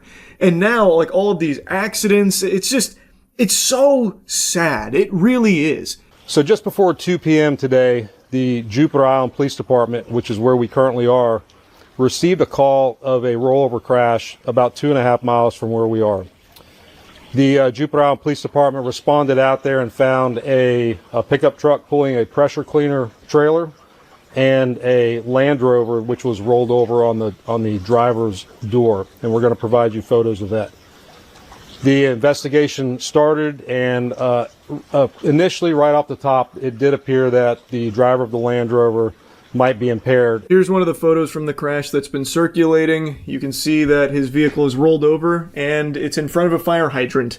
This is 2 out of 4 of his crashes right around fire hydrants. One of them, it had him blasting the fire hydrant, so I guess this is a marginal improvement there because he didn't just destroy it. This time he crashed in front of it. Don't exactly know what that means, but maybe there's just something about fire hydrants that makes Tiger Woods want to crash into them or crash around them. Anyway, though, when the authorities showed up to the scene, they noted signs of impairment. They believed that he could have been under the influence. So immediately, it's something that they started to pursue and investigate. Our investigation revealed as follows. Shortly again before 2, the pressure cleaner truck pulling a trailer, a small trailer, was northbound on South Beach Road and was pulling kind of to turn into a driveway. It was slowing down, starting to turn into a driveway, and the driver of that vehicle looked in his mirror and saw a Land Rover, a dark-colored Land Rover, overtaking him at high speeds, and I don't know those speeds. If history's taught us anything, it was probably 87 miles per hour through there. That would be my guess. If I had to give a little ballpark figure there, I would estimate probably 87 miles per hour on the dot is what I would say. He seems to love to just fucking zoom through in excess of 80 miles per hour in these zones that are not conducive to those kinds of speeds. The Land Rover kept overtaking him. He saw it coming, so he tried to edge off to the side of the road, but this is a small 2-lane road, and there was no shoulder for this pressure cleaner gentleman to get off the side of the road. As he was trying to move to the side of the road, the Land Rover overtook him at the last minute, swerved to avoid a collision, but clipped the back end of the trailer of the pressure cleaner apparatus, listed to the side, and then rolled on the driver's door north past the truck that had just avoided the crash with.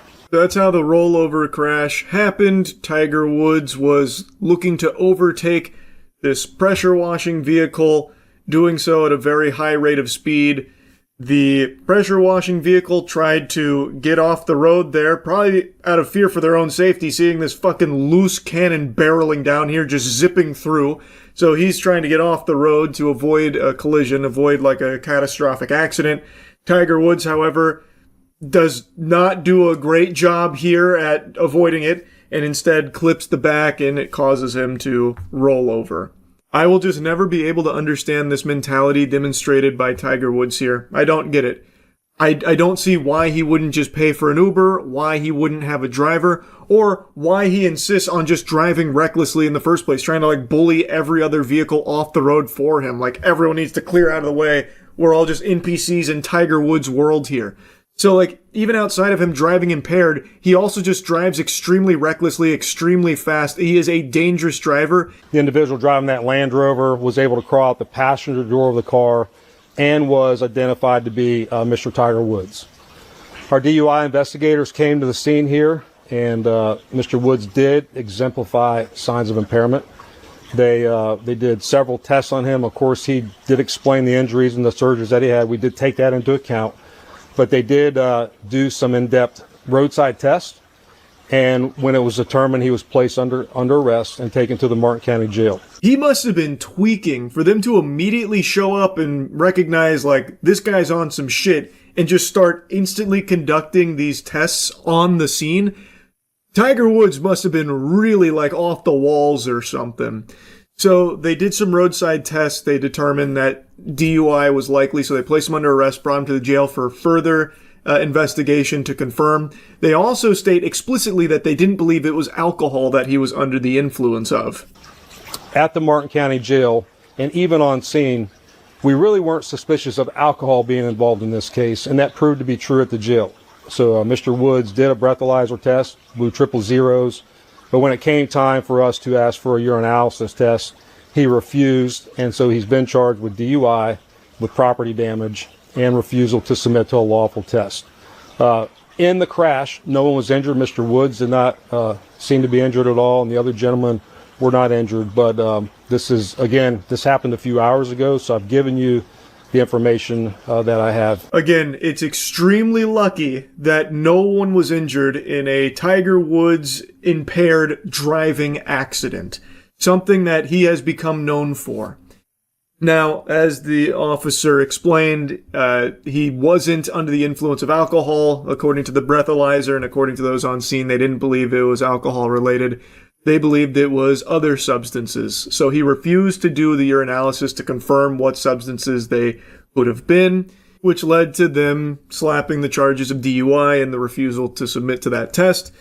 So yeah, overall, not good here from Tiger Woods. Really not good. As I've said thousands of times now, I have no respect for drunk drivers or anyone driving impaired, risking their lives and the lives of all the innocent people on the road around them that have to share this road with them, who are making the incredibly dangerous and stupid fucking decision to drive impaired.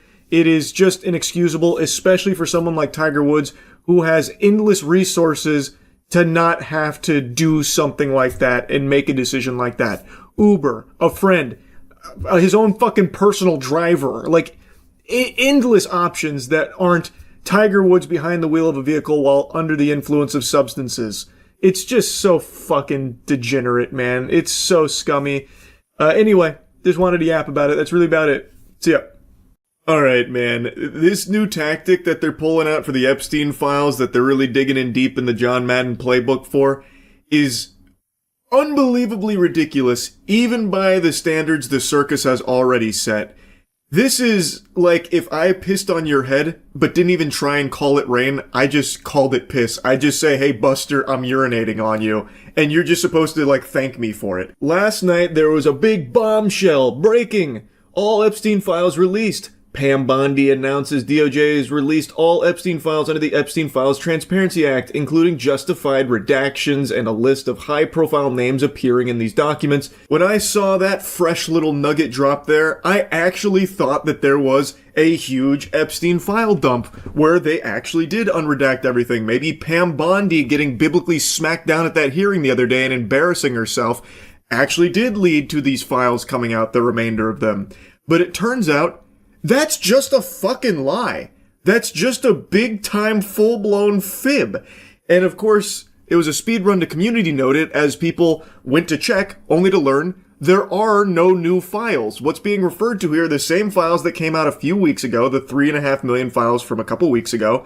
And now the new thing here is, I guess after Pam Bondi got fucking farmed on Rust by anyone with even a single semblance of a brain at that hearing, she huffed and puffed and then farted out a giant list of names from anyone that was even mentioned anywhere, which includes people like Janis Joplin, who died when Epstein was 17. So this has naturally been called out by a lot of people, saying to have Janis Joplin, who died when Epstein was 17, in the same list as Larry Nassar, who went to prison for the sexual abuse of hundreds of young women and child pornography, with no clarification of how either was mentioned in the files, is absurd, which it is. It's done on purpose with the sole intent of confusing and muddying everything here. They combined the actual, real, evil child sex trafficking clients with just random people's names who appeared in emails like Janis Joplin. This is ridiculous, and it's just blatantly corrupt right in your face. There is no new files here. That is just a lie. Yet for some reason, it's being peddled by tons of people as if it's real. I guess they all got the call, so Alex Jones here preaching about how Pam Bondi just unleashed the full Epstein files. She dropped her trousers and took a shit on this whole narrative that the Epstein files implicate anyone in this administration. In fact, it backfired bigly on the left, on powerful Dims like Bill Clinton.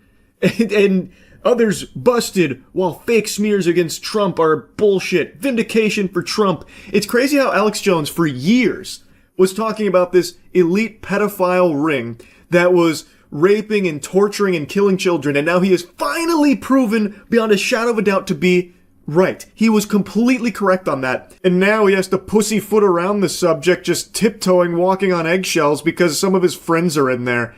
Dude went from secretly filming Bohemian Grove to being best buddies with its members. So now, we all know that this is correct. Alex Jones could have taken a victory lap on this shit, but instead he's been preoccupied with 6'7" Labubu and whatever other dog shit that is, and anytime he mentions the Epstein files, he has to do so with Trump's cock in his throat about it. He only focuses on the most easy, low-hanging fruit of the Epstein files like Bill Clinton. Alex Jones explores the Epstein files like this, with his hands over his eyes, really scared, making sure to put on the blinders so he could block out all of his friends' names, so he can laser focus on easy shit like Bill Clinton, who everybody knows is guilty in all of this. Real groundbreaking stuff, Goober. It's incredible what a paid shill this guy is. And I just saw he's doing like a press tour about how all of this is the result of Trump, by the way. He went in there and said, you gotta release this now. It's time we fucking release everything unredacted. No more, softball in it. As if Trump was the reason this happened. Even after, for a whole year, Trump has been saying it's a hoax. It's not real. Move on, move on, move on. We gotta stop caring about this Epstein stuff. Does anyone still care about this? No one in America cares about this. Yeah, Alex, I'm sure Trump is the one that went in there and really strong-armed the release of anything. And again, Alex Jones is saying all the files are released now. That is just provably false. That is not true. There are no new files that Pam Bondi just released, Alex. It should be obvious to anyone paying attention, or even just a smidgen of attention. You don't even have to, have your eyes glued to it or anything. Even just glancing should be pretty clear, painting an obvious picture that the powers that be are using Alex Jones as a very convenient mouthpiece to regurgitate their shit and defend them, and do a lot of sweeping for them. We are in an era where you have this information at your fingertips, and they are telling you, disregard what your eyes can see and listen to us and nothing else. It's so fucking scary, because people are willingly doing it. You can check yourself to see if there are new files that dropped, and it only takes a couple of seconds to get the real answer. No new files have dropped. You can find the truth yourself, and it takes seconds. And they know that, so they're relying on you just being too lazy and too blind and too much of a sheep, so they can just feed you things and have you believe them without bothering to check. So they can just lie and say that Pam Bondi just unleashed the nuke on Epstein. All of it's right there, and it's only Democrats. Look at that! Backfired bigly. And you won't bother to check it yourself. It's craziness, and it sucks that it works so well. If you do bother to do any amount of actual research on the Epstein files, you'll find it's more than just Democrats. It's Democrats and it's Republicans. It's a ton of the world's most powerful people that have engaged in some of the most unthinkable, evil actions imaginable. And these monsters, these fucking worms, treat it like a joke. CoffeeZilla just made a video on it. Howard Lutnick in particular, he's always busting a gut laughing anytime Epstein's even brought up. I am increasingly disgusted by the way this is all a big joke to liars like Howard Lutnick, who deceive the American public about the status of his relationship with Jeffrey Epstein. That guy was there. I wasn't going. Now he testifies under oath that he actually went to the island of the creep and brought his kids. We had lunch on the island. That is true, for an hour, and we left with all of my children. Nevertheless, every time Epstein is brought up, this guy can't stop chuckling. Here's Lutnick laughing again when Trump is addressing a question about Epstein. To talk about how to respond to the Epstein situation. I don't know. I could ask you that question. He thinks it's the funniest thing he's ever heard. And maybe it's because they really think we are buying it. Maybe it's because they think, hey, we're just going to get away with this. We can just keep, the lies are so brazen. They are literally laughing in your face about it. They know they're getting away with it. They're not even trying to hide it anymore. It's just so brazen, like CoffeeZilla said. And then you have people like Alex Jones that are just parroting that same shit like, everyone's absolved except for the people we don't like. And also, by the way, even if it was only the people you don't like that are implicated here and guilty, why aren't they being arrested? Ask yourself that question. Why aren't the people like Bill Clinton being arrested? Why is nobody getting arrested for the Epstein files? I know I've already said this, but even if the only people that were guilty in here are the people you personally don't like, why wouldn't Trump and this administration be going fucking full throttle, whole hog at them, trying to throw them in the slammer? Food for thought, I suppose.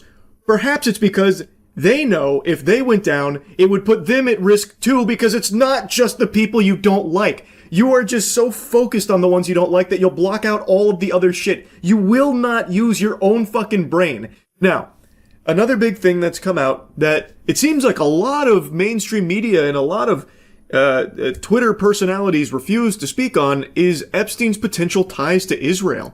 It's very weird. Yet no one really seems to want to talk about that connection. Why is that? I just find it odd how you have so many Twitter patriots and mainstream outlets that just outright ignore this potential connection of Epstein and Israel. And Israel is a very important subject in American politics, it seems.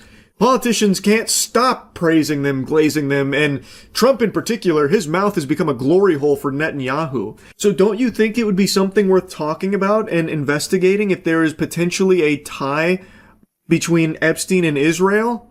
I mean, I feel like that would be something that a lot of people would want to know more information about to find out if it's true or not or what's going on there. Because again, every politician in this country, this administration and even previous administrations love to bend over for Israel. I came into Congress 13 years ago with the stated intention of being the leading defender of Israel in the United States Senate. And I've worked every day to do that. We need America to wake up and prioritize Israel and bring home Israelis and make sure we stand by our number one ally in Israel. That's right.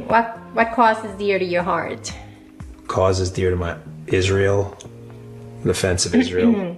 What is number one? I have said to people when they ask me if this Capitol crumbled to the ground, the one thing that would remain is our commitment to our aid, and I don't even call it aid, our cooperation with Israel.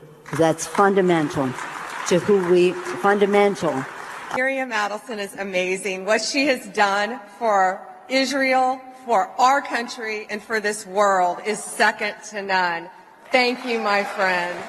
The sad truth is, for way too long, anti-Semitism has been allowed to grow unchecked in this country.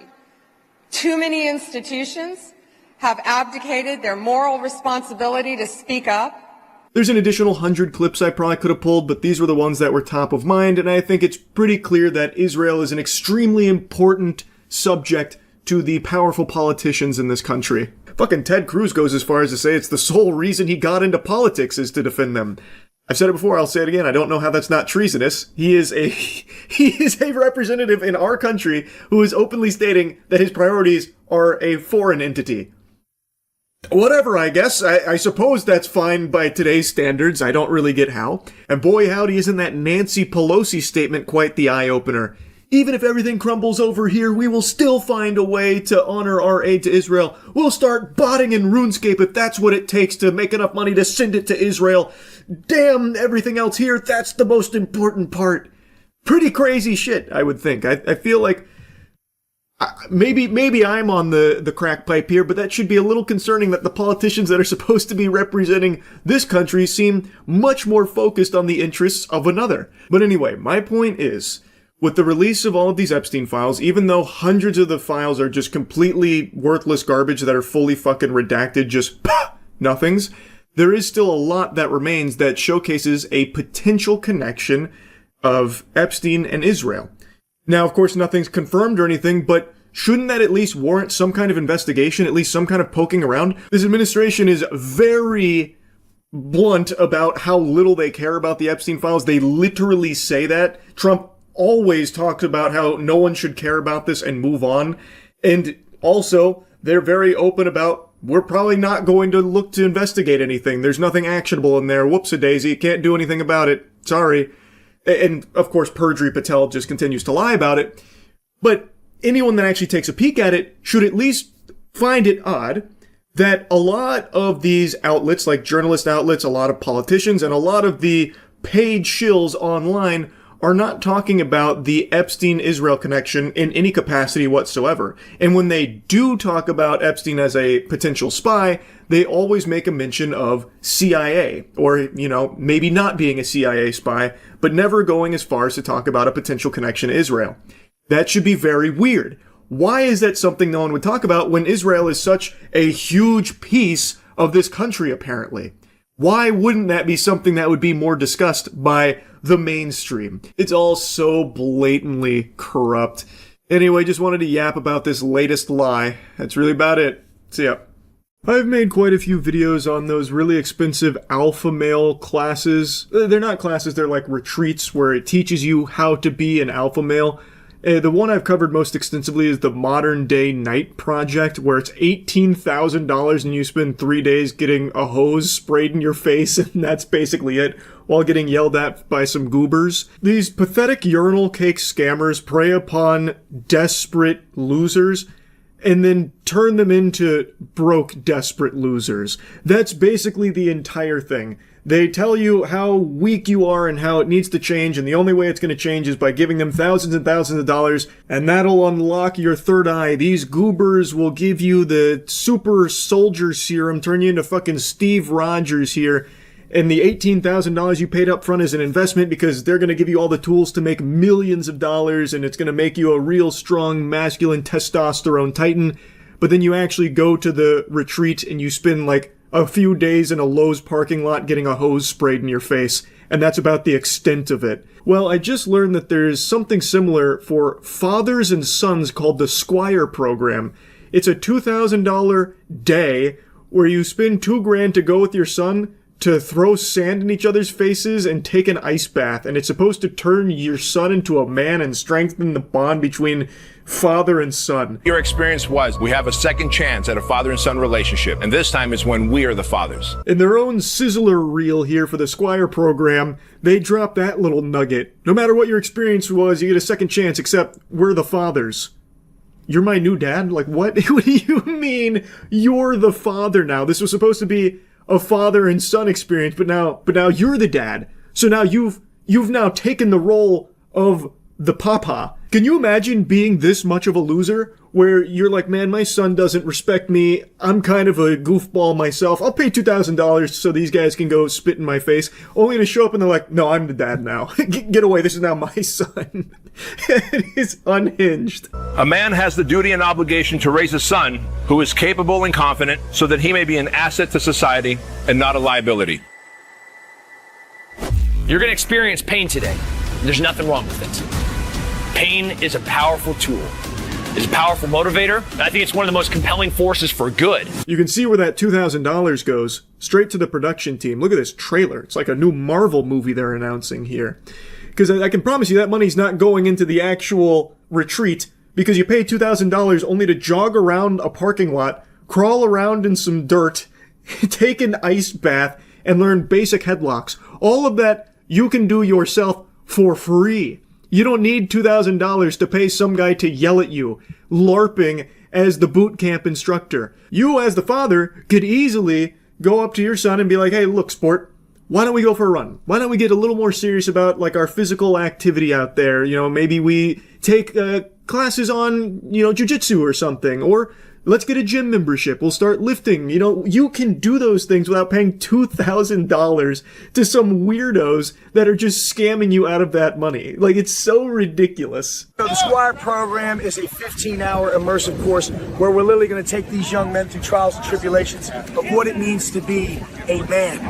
One, go! Breathe, come on. Breathe. Look at me, come on.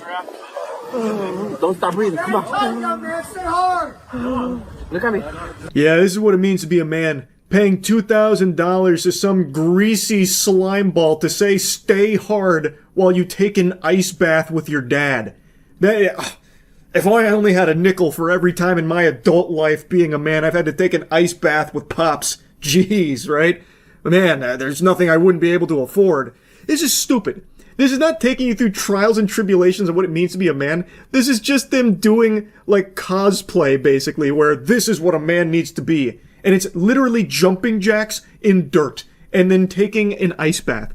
You can do that for free if you want to. You don't need to pay this kind of money for it. And, spoiler alert, it's not going to make you more of a man. Spending 15 hours, one day, doing something physically demanding isn't going to change your life. It is going to change your bank account, though, because of how expensive it is. I guess the idea that almost makes sense if you're a brain-dead troglodyte is that by spending 15 hours a day outside of the comfort of your smartphones and your video games and your V-Bucks, Robux, all of that, it'll turn your son into a man because we had him do some push-ups and jumping jacks and some burpees. Like, you don't need to pay for that. If you want, just tell your son, like, hey, let's stop spending so much time playing those games. Let's do more physically active shit. And that would be a great thing. And it's a lot cheaper. And it's not just a one-time thing. Instead of spending one day doing something like challenging, make it a habit, make it a routine. And I think it could be a great tool for connecting more with your son, daughter, family, friends. Like, hey, let's do this together. Let's start getting more physically active. You'd save a lot more money, and it would be a lot more beneficial because then you would do it more often than just this one time for $2,000. It's just silly. I do think there is a ton of value in doing things that are uncomfortable, getting out of your comfort zone and doing something challenging and tough. I do think that's good. This is just the worst way of doing it and the most like caveman approach to it. Like, oh, in order to make Grok strong, Grok must throw sand in my dad's face. I'm not just pulling that example out of my ass either. Like, here's a clip of them just throwing sand on each other. I don't know how this makes you more of a man. This seems like you're going backwards. This is like a child throwing a temper tantrum on the beach when his parents said he can't have another can of Coke. Their pitch on this program is so cringe, too. How will your son know when he's a man? For most boys, there's no defining moment or experience that tells him he's become a man. In fact, most boys today grow up and never truly feel like a man. That's another thing. On their website, there are so many grammatical errors. I guess becoming a man also means becoming illiterate. Most boys simply grow older, but don't really know what it takes to be a man in today's world. That's such a silly mistake. What a stupid douchebag. Don't really know what it takes to be a man in today's world. Did nobody proofread this? Do they just view proofreading as beta shit or something so they don't indulge in it? This is a huge problem, and it's also the reason why so many men today are lost, confused, anxious, lonely, and without purpose. That's why for centuries, tribes and nations have had a rite of passage ritual for their boys as they come of age to become a man. It was the father and the men he trusted who took that boy through an experience which taught him, tested him, challenged him, and showed him what it takes to be a formidable man. The type of man who can lead, love, protect, provide, and be both savage and a servant. A servant? Does that not contradict all of the other shit? You want your son to grow up to be a servant. A servant to who? You guys? One of your little pay piggies? So they can grow up and give you money and keep this cycle going? In times past, this is how boys were shown that it's time to step up and to step into their masculinity and claim their seat at the table with the other men in the tribe. But in our modern culture, this rite of passage experience no longer takes place, and it's why we now have grown men who lack leadership, mental toughness, emotional discipline, and have no definitive purpose in life. But according to you, that purpose in life is to be both savage and also a servant. So the purpose is to give you money. That is the purpose for the men that you guys are trying to train. Fucking kidding me? All right, let's try this from the push-up position. Maybe this will work better. Let's all drop into the push-up position. Maybe then we'll focus a little more. Three of us understood that command. That is excellent. If you get this wrong, I'm going to come by and kick everyone in the fucking ribs. You're going to have your head up so you see who I'm pointing at. Go. 1, 2, 3, 4, 5, 6, 7. Wow, what a tough guy. Threatening to kick children in the ribs. This guy means business, holy. You don't want to tussle with the muscle. This guy's not afraid to threaten children. 3. Okay, good. Now you're going to take a right side step. How much? Just like you did the left side step, do a right side step. Yeah. Okay, one more. Good. Take a little 6-inch right step forward. Masculinity is walking blindfolded behind a Lowe's trying to avoid barbed wire and planks of wood with nails sticking out, while your dad tries to guide you around it. That is absolutely just a recipe for disaster, by the way, because if the kid, misheard a direction there and just steps on the nail, it's going right through his shoe and through his fucking foot. Well, potentially, I'm sure they would, go in and, move the kid out of the way. But that is still just so stupid. It doesn't even teach you anything. What is even the lesson there? How is that masculinity at all? Listening to your dad, I guess? But is that the best way of teaching it? Here, put this blindfold on. We're gonna walk through some landmines. I'll try and keep you alive. It's just the dumbest way of trying to do this lesson of, listen to your dad. It's so embarrassing. For the father here, too.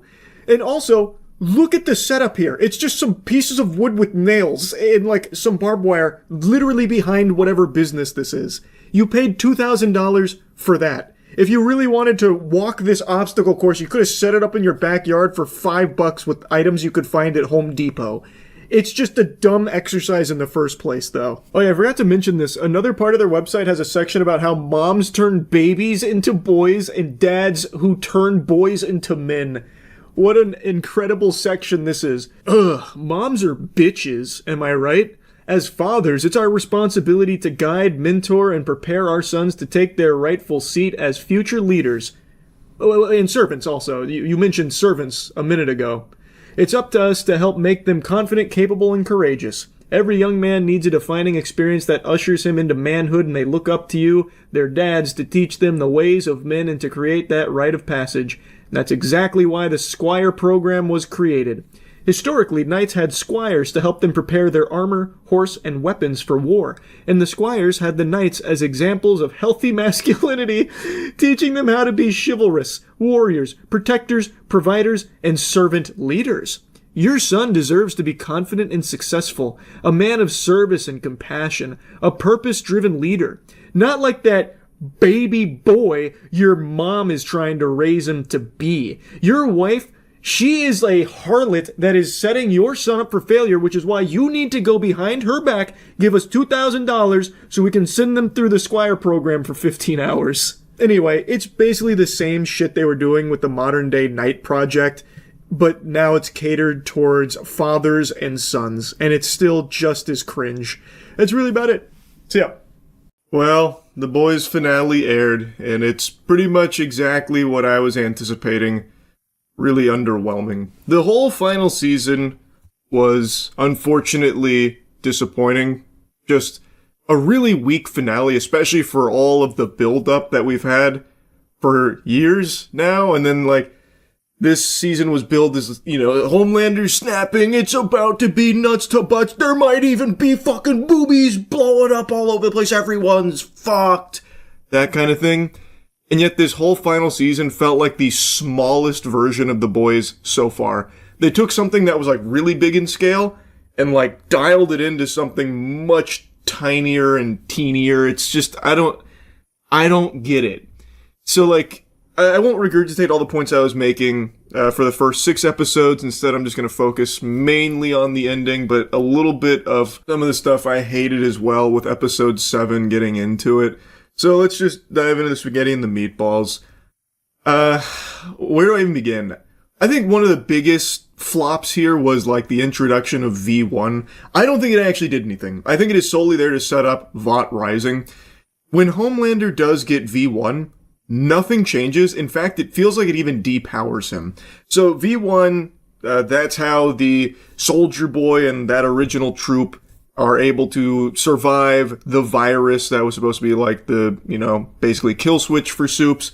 It doesn't work on Soldier Boy because of the V1, so then that becomes Homelander's new goal for most of the season to get the V1. Then he gets it, and then he wants to make an amusement park. So now we have an immortal Homelander who should be like in prime killing capacity. He's already snapped, views himself as God, and then does nothing. Actually nothing. And in the final fight, he feels significantly weaker than any other time we've ever seen him. So the experimentation on Kimiko to get her to have the Soldier Boy blast, which basically turns Soups into normal average Joe Schmoes, he knows this, and while fighting for his life, he's been nerfed. It's like he's playing on like EU servers or something with lag. He is slow. He is not powerful. His laser eyes, which we have seen him actually cut Kimiko in half with, don't do anything to her. Like, he's not able to even like cut her in half anymore. Even though he uses his laser eyes directly on Kimiko, it doesn't pierce her chest, cut her in half, damage her in any way. She just takes it and then gets up like she got hit with a water balloon. So why is he so much weaker now when he has V1 as well? This should be like a, Armageddon type situation, but they're treating him like a joke. And I don't mind like the final team up of Butcher plus Ryan against Homelander. I think that's very satisfying.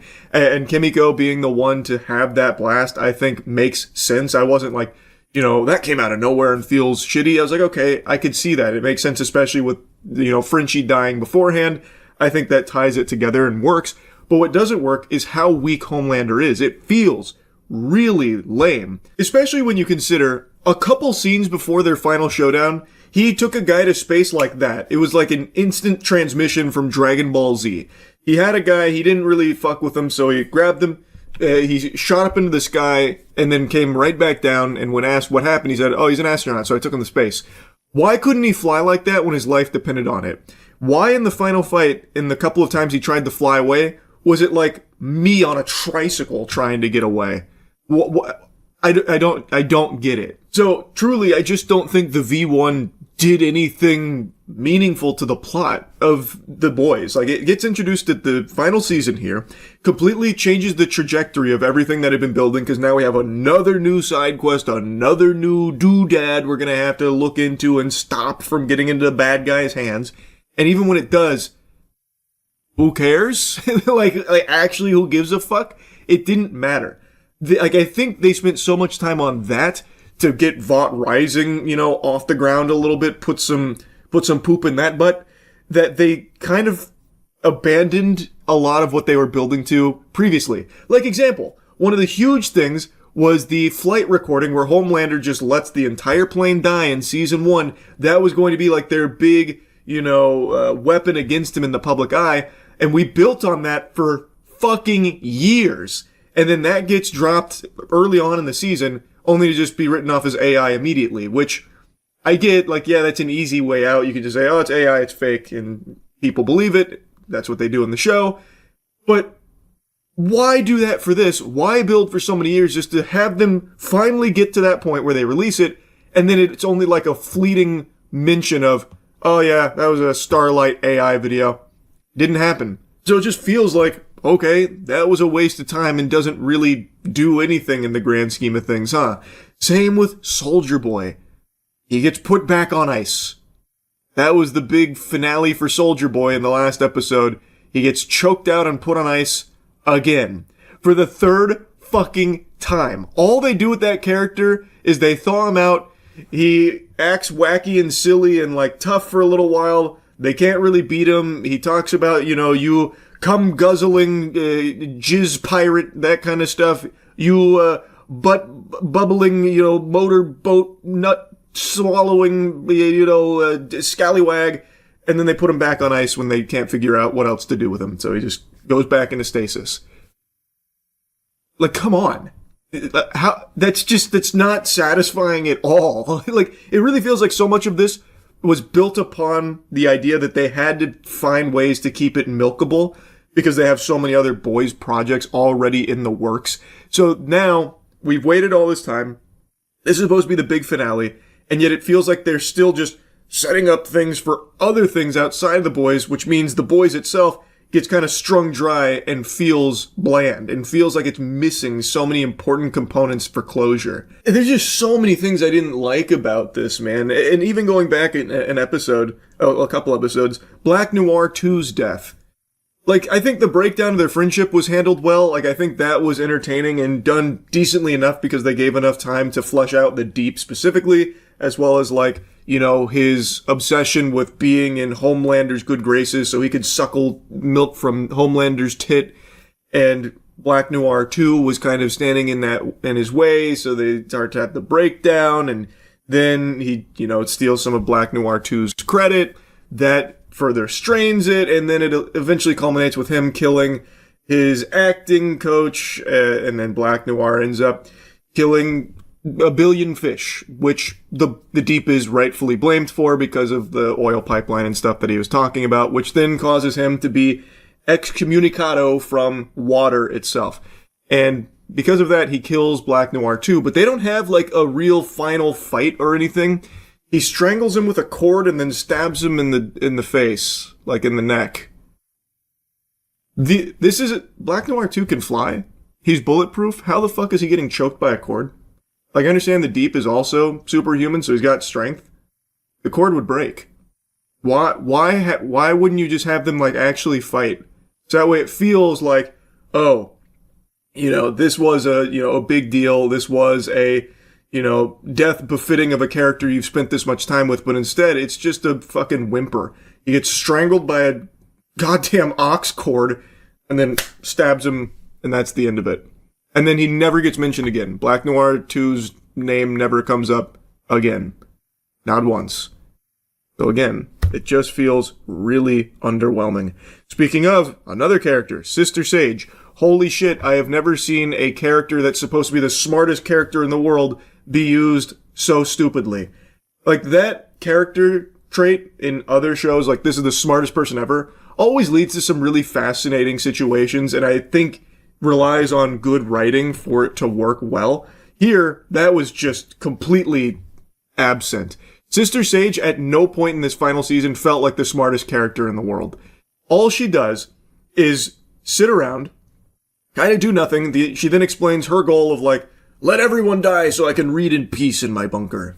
Like, okay, I guess. But she doesn't do anything to like actually get there using her intelligence at all.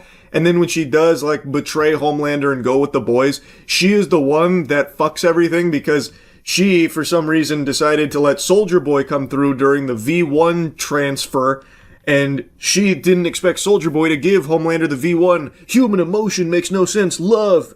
I can't calculate it. I don't get love, which is a cliche I've seen explored and you've seen explored in other smart characters. Love, the X factor, the chemical X, no one can quite figure out the composition of it. Doesn't make any sense. It goes against logic. But it's like, why even bring Soldier Boy there in the first place? That did nothing to help with the goal of getting the V1. It just puts it in more jeopardy.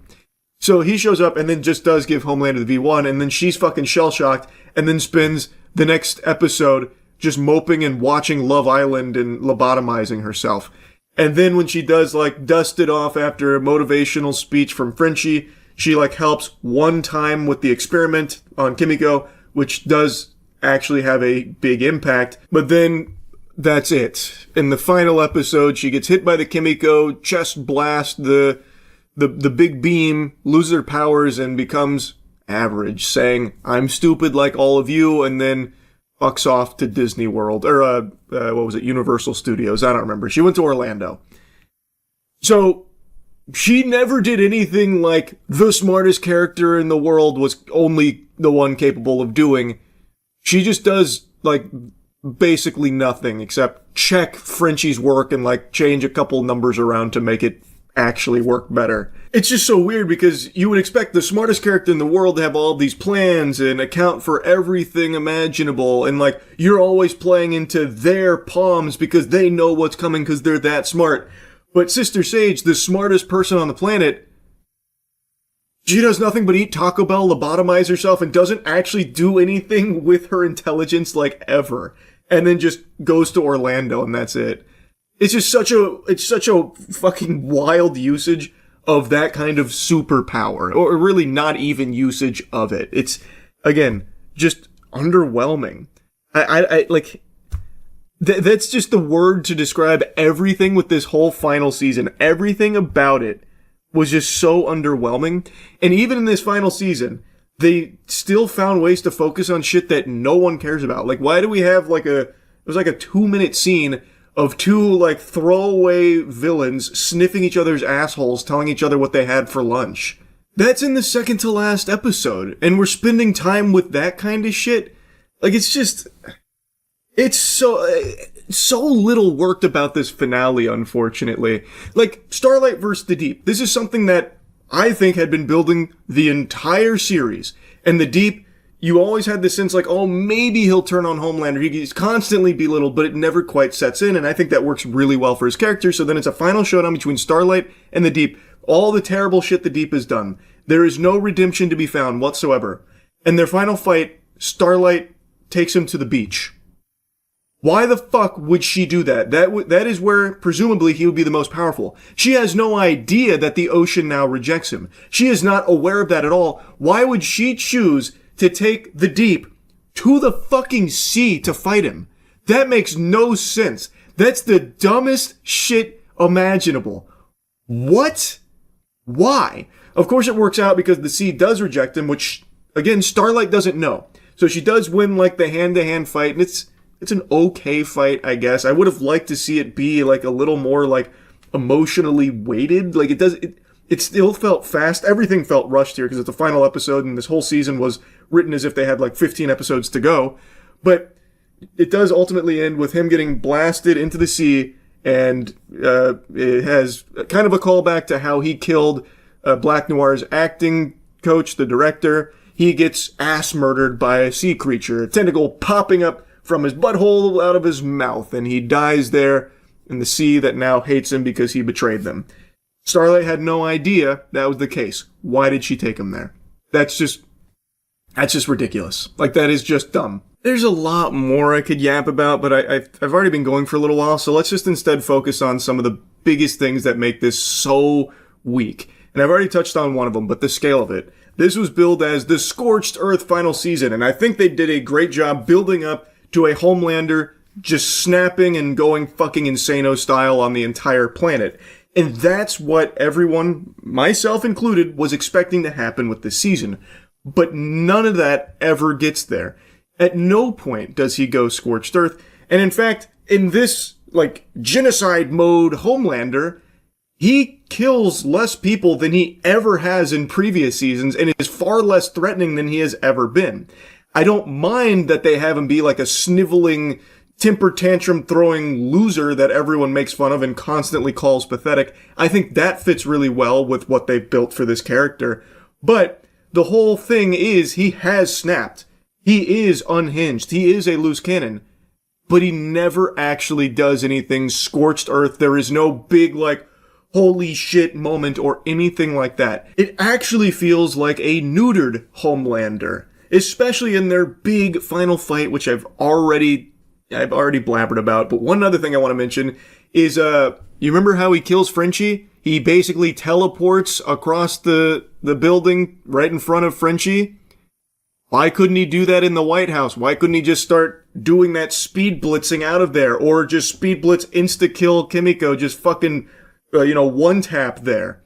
Like, it doesn't make sense. He had already lasered her in half earlier, and now his lasers are so weak, and now all of a sudden he's so slow he can't fly away, he can't do anything we've seen him do before in the final fight. So the final fight doesn't even feel like a big moment either. It feels anticlimactic. It feels like it was like an inconvenience. The fights with Homelander and, like, with Soldier Boy were better. Like, I don't want to go back into, like, the nitty gritty because I've already been blabbering so much, but there's just so little about this finale, and really the whole final season worked. It's just such a letdown. Anyway, though, like I said, this season does not follow through on where they were building Homelander to this global threat. He keeps, like giving lip service about it, like, if you're a non-believer, get ready to face oblivion and that kind of stuff, but it never happens. It gets cut short, and even leading up to that, it doesn't happen. It's so you just have a final season that feels like it's the the actual smallest season yet. Anyway, I do want to give a couple of mentions for things I did like in the finale. I had already mentioned a couple of things I liked throughout the season, which again were pretty sparse, but in the finale, I did think they did a few things pretty well. Notably, Butcher. I do think they did a good job with Butcher. Aside from the final fight where he's using less tentacles on Homelander than he did on fucking Newman, he's now much more content to not really be using his powers all that much for some reason. I don't know why he doesn't really go all out with it, but whatever. I do think when Homelander gets depowered, is no longer a soup, Butcher does a wonderful job of being that boogeyman. Just early, like moments earlier, we heard Homelander say, "Do you think I'm afraid of William Butcher?" And then we see him just crying, begging Butcher not to kill him as he menacingly walks towards him, just unflinching, just diabolical.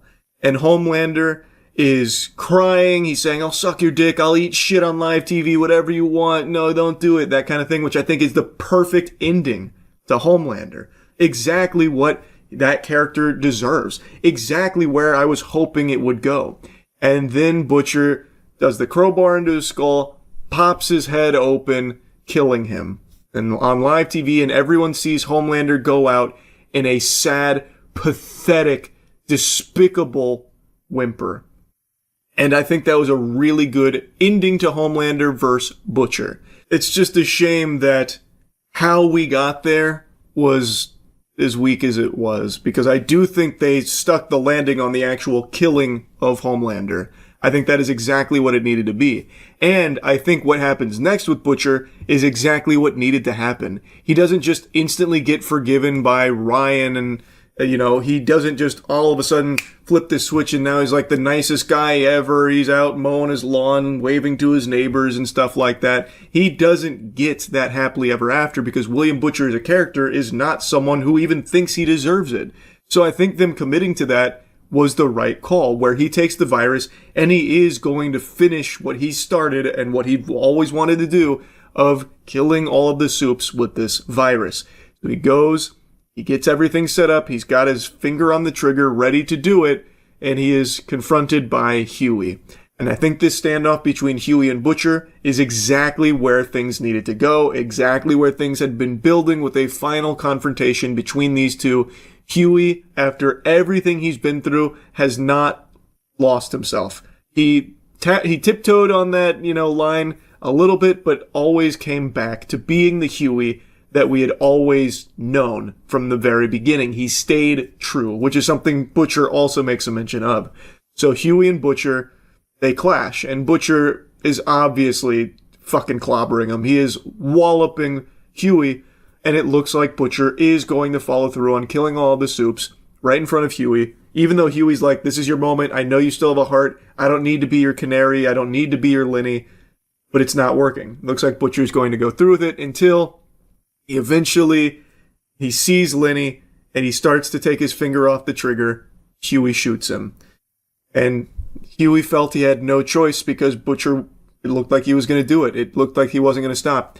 And I believe Butcher wanted this to happen. I think that's pretty clear that Butcher was hoping that Huey would be the one to finally put a stop to him as well. Like in everything that he's suffered and everything that he's done, he can't help himself. He said he wasn't going to stop, even though it looks like he was going to, but he still seems like it wanted to put Huey in this position where he had no choice but to kill him.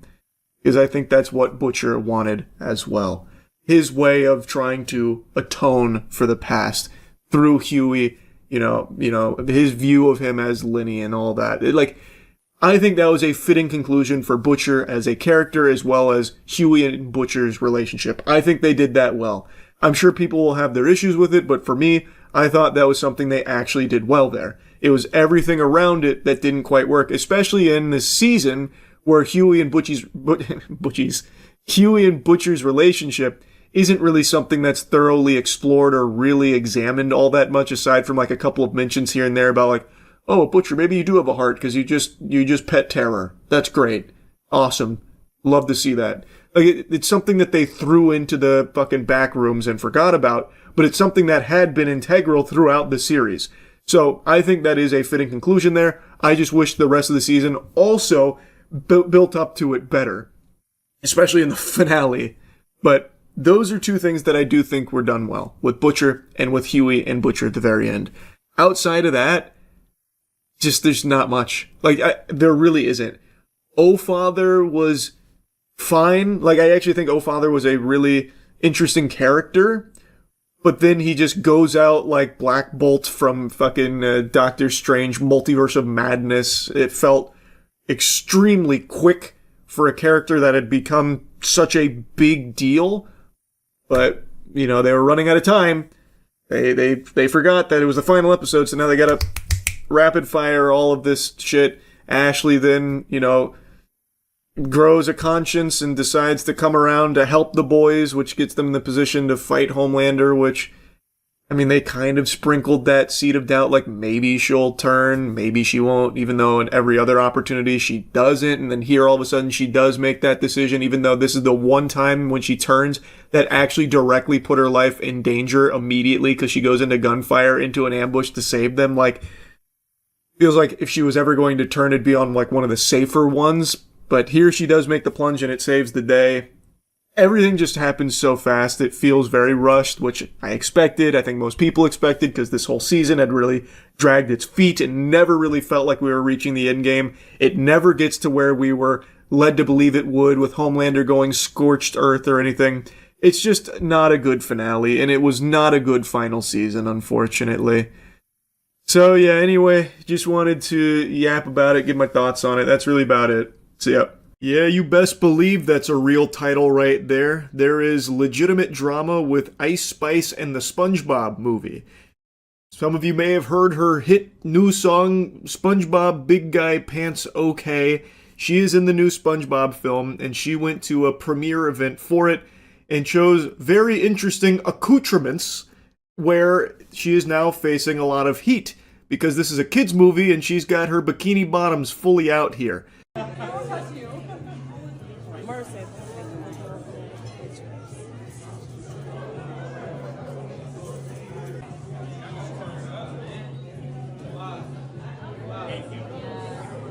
This clip is pure poetry though, that much I will admit. This is at the premiere, and the Patrick costume, his eyes make it look like he's going, "Auga, auga," to Ice Spice's bare butt cheeks out in the wind right there. Looking like Patrick Starr's discovering that mayonnaise might actually be an instrument. Now, you're not going to believe this. If you're standing up, you need to sit down. There were children at the premiere for the SpongeBob movie. Can you believe it? A kid's movie having kids in attendance for the premiere? Who would have thought?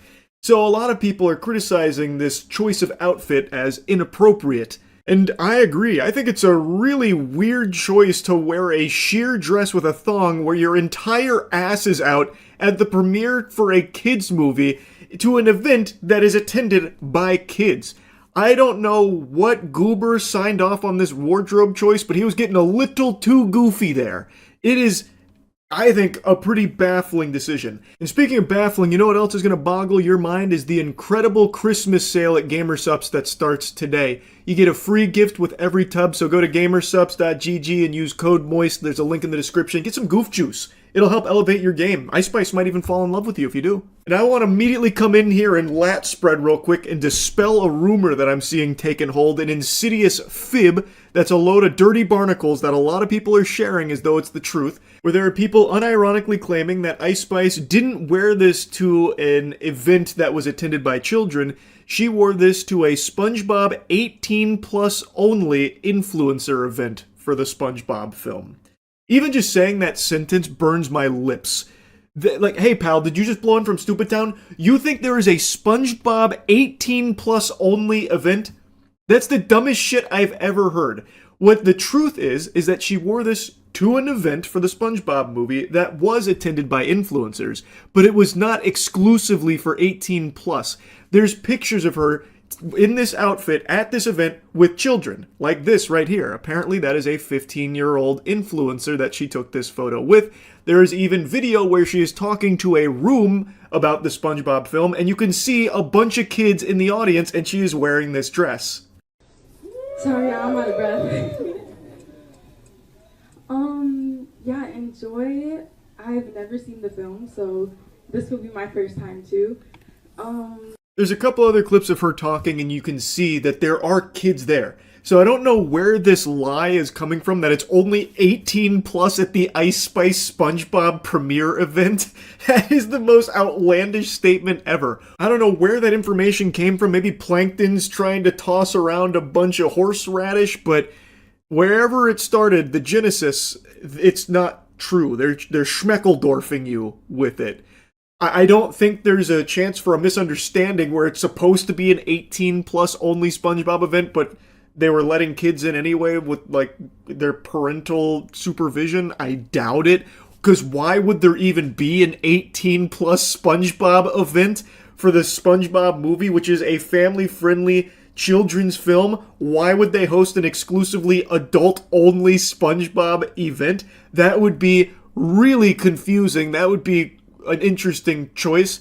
But again, based on all the evidence I can see from her talking to this room, as well as like the pictures she took with kids, I think I could say with a high level of confidence that this was an event attended by children, and she decided to wear this outfit, which I do not think is appropriate here. I think it's a really weird, peculiar choice of dress for her for an event like this, a kids movie, a kids premiere. It's just not the time nor the place to be wearing a see-through dress and a thong, having your whole keister out. Like, imagine I was voicing a character in the new Bluey film, right? I'm playing Bluey in Bluey the big budget blockbuster feature film, and I get invited out to the Bluey world premiere, and I scoot in sideways, get out of my car in a banana hammock, and I'm just screaming, "Bluey for life, yeah!" That'd be some freaky shit. Because it's just not appropriate attire for a kid's event to be wearing some shit like that. And I've seen some delusional takes on this, by the way. I saw some people trying to argue that what she's wearing is very in line for the SpongeBob cartoon itself, where like Patrick will have his butt out, or like SpongeBob's butt, and it's like, well, what's the big deal if Ice Spice does it too with her tuchus? And I have to wonder if you need to be institutionalized if you're actually trying to argue that. That is such a crazy thing to compare a cartoon gag moment with butt to a real life person going to a kids event with her ass out. And this is a performer who is well known for sexual content in the first place. I think it's a very odd fit to have her be in the film in the first place. I said that the second that song dropped, I thought it was odd that they choose Ice Spice to do the big guy pants okay stuff when one of Ice Spice's biggest shticks, like her main thing and something she herself talks about, is how overtly sexual she is in her lyricism, in her dancing, and in her attire. It is weird that they'd even choose Ice Spice in the first place for it. But even going beyond that, the fact that she still maintains that at a kid's premiere is just not appropriate. And it's not comparable to SpongeBob or Patrick having a gag moment with their butt.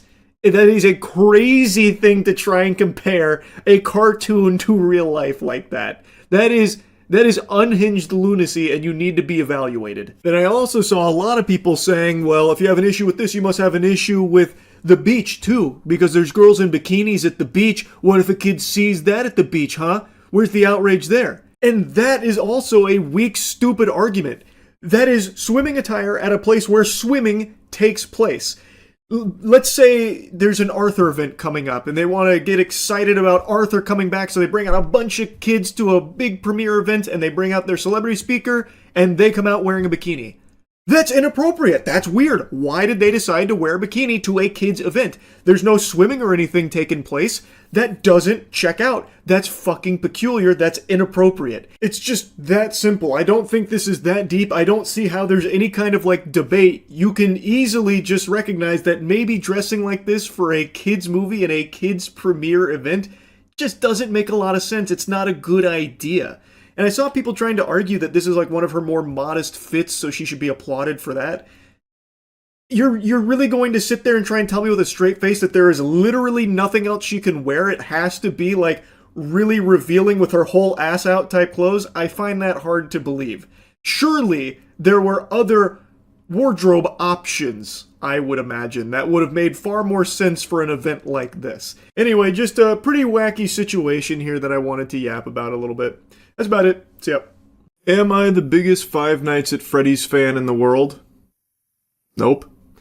But, did I see the first film? Yes. Did I like it? No. But, I could understand why others did. So, I just saw the second film. Did I like it? Nope. But this time, I can't understand why others seem to like it. I know it's getting, like, absolutely spanked when it comes to, like, critic reviews and stuff, but most people, myself included, don't really give a fuck about critic reviews these days. But what I am seeing is a lot of glaze for the film from fans of the property, which I understand that there's a level of enthusiasm for an IP where you will swallow any shit that gets farted down your throat. I understand that. There is a level of fandom where it doesn't matter if it's objectively terrible. You are just happy it exists, and the fact that it is something that you can go put your peepers on for an hour and a half or whatever is good enough. Everything else doesn't matter. You can point at the screen going, I know that! And that's all you need. Oh, also, speaking on that, special shout out to my auditorium in particular. The entire row behind me was talking from start to finish about the lore of Five Nights at Freddy's. I felt like I was listening to the fucking Fazbear Fan Club podcast behind me. The entire goddamn movie. Every time someone's name was mentioned, I heard them talking about their significance to the plot in the games. Anytime they recognized something on screen for all the fan service, they'd point it out. So even though I myself am kind of a fucking homunculus when it comes to Five Nights at Freddy's lore, I promise you, every single Easter egg and fan service moment in here that was sprinkled in the film, I know about now. I know because they pointed it out loudly every single time. One of them even sang one of the songs that is apparently associated with the Easter egg that was presented here. So trust me, I got every single reference in this one. I got the big-time, full-blown Glup Shitto experience here, for sure. But even outside of that group, I am still seeing a lot of people saying, like, this is just for the fans, and the fans alone. And okay, fair enough, but I would say even if you're the biggest fan of Five Nights at Freddy's, this film is just still kind of weak. However, the cold hard truth of it is, it doesn't matter if the film is weak. The fact that it exists at all is satisfactory to tons of people already. Even if the film is mid or bad, this film does what I think most fans of the property want it to do. It shows them the things that they already loved from the IP, from the games, on the big screen. And they give you a lot to chew on that you'll recognize from the games. And that's enough for people to have a very positive experience with the film. And if you're in that camp, all power to you. I'm happy that you're happy with it. But as someone who is not the biggest fan of the games, I don't think this movie stands on its own two legs overly well. There are two things I think it does better than the first one, though. And it is something that they did highly talk up about, like, listening to feedback from the first one.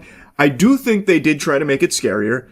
And I do think they made it feel much larger in scale because there's more animatronics and it feels like it spans more than just a location. Both of those things are good. Those are my main two positives I can give the film. I think the animatronics look great. I appreciate that there's more of a presence from them. I also think they did a great job with Marionette's design. That character is by far the eeriest part of the cast here in a film that's already devoid of scariness. Not that that's actually a negative I have for it. I don't go into Five Nights at Freddy's expecting to get fucking goosebumps, tingles, and covering my eyes in fear.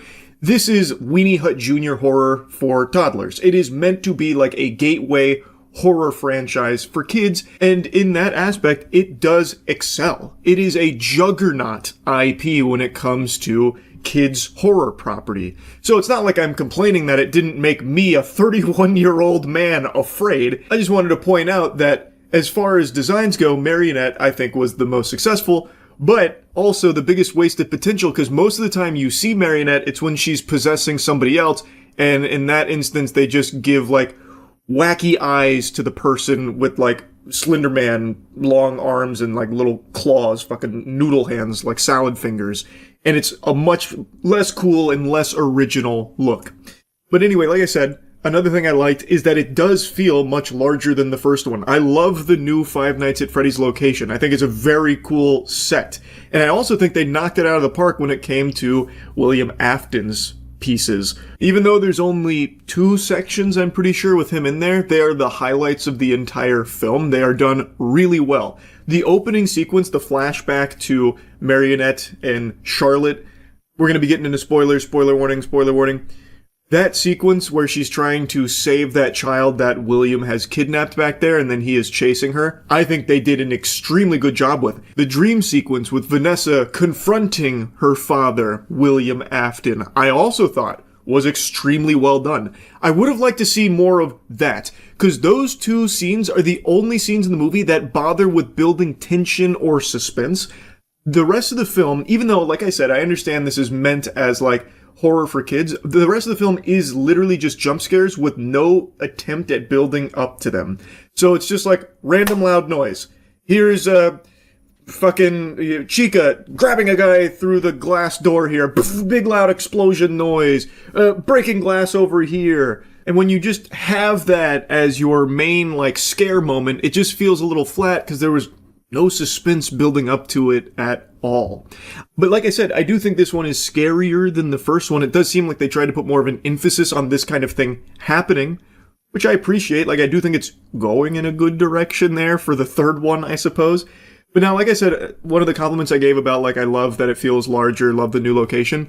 Well, I actually do have, like, a little hemorrhoid that I want to slap onto that butt there for a second, because I do like that, and they set up something that I thought was going to be very cool with, you know, Fazbear Fest, fucking Faz Fest, where, like, they're celebrating Freddy Fazbear and all of this shit, and they talk about it a lot. There's flyers, there's hype around the town, and then the movie is gradually building to a big final showdown. You are led to believe it's going to be at this festival, and it's going to be a fucking bloodbath. But it's not. The final battle just happens in one room of a house. So, like, why even bother setting up the Fazbear Festival? It played absolutely no role in the plot at all, and from what I've read online, the third film, the conclusion here to this trilogy, also doesn't take place at the Faz Festival, so what the fuck was even the point in putting this here in the first place? It did nothing. Absolutely nothing. And it would have been a great final showdown space for this, too. It just feels like a real missed opportunity, and maybe it's what they wanted to do initially but couldn't because of budget or something, perhaps. I don't know.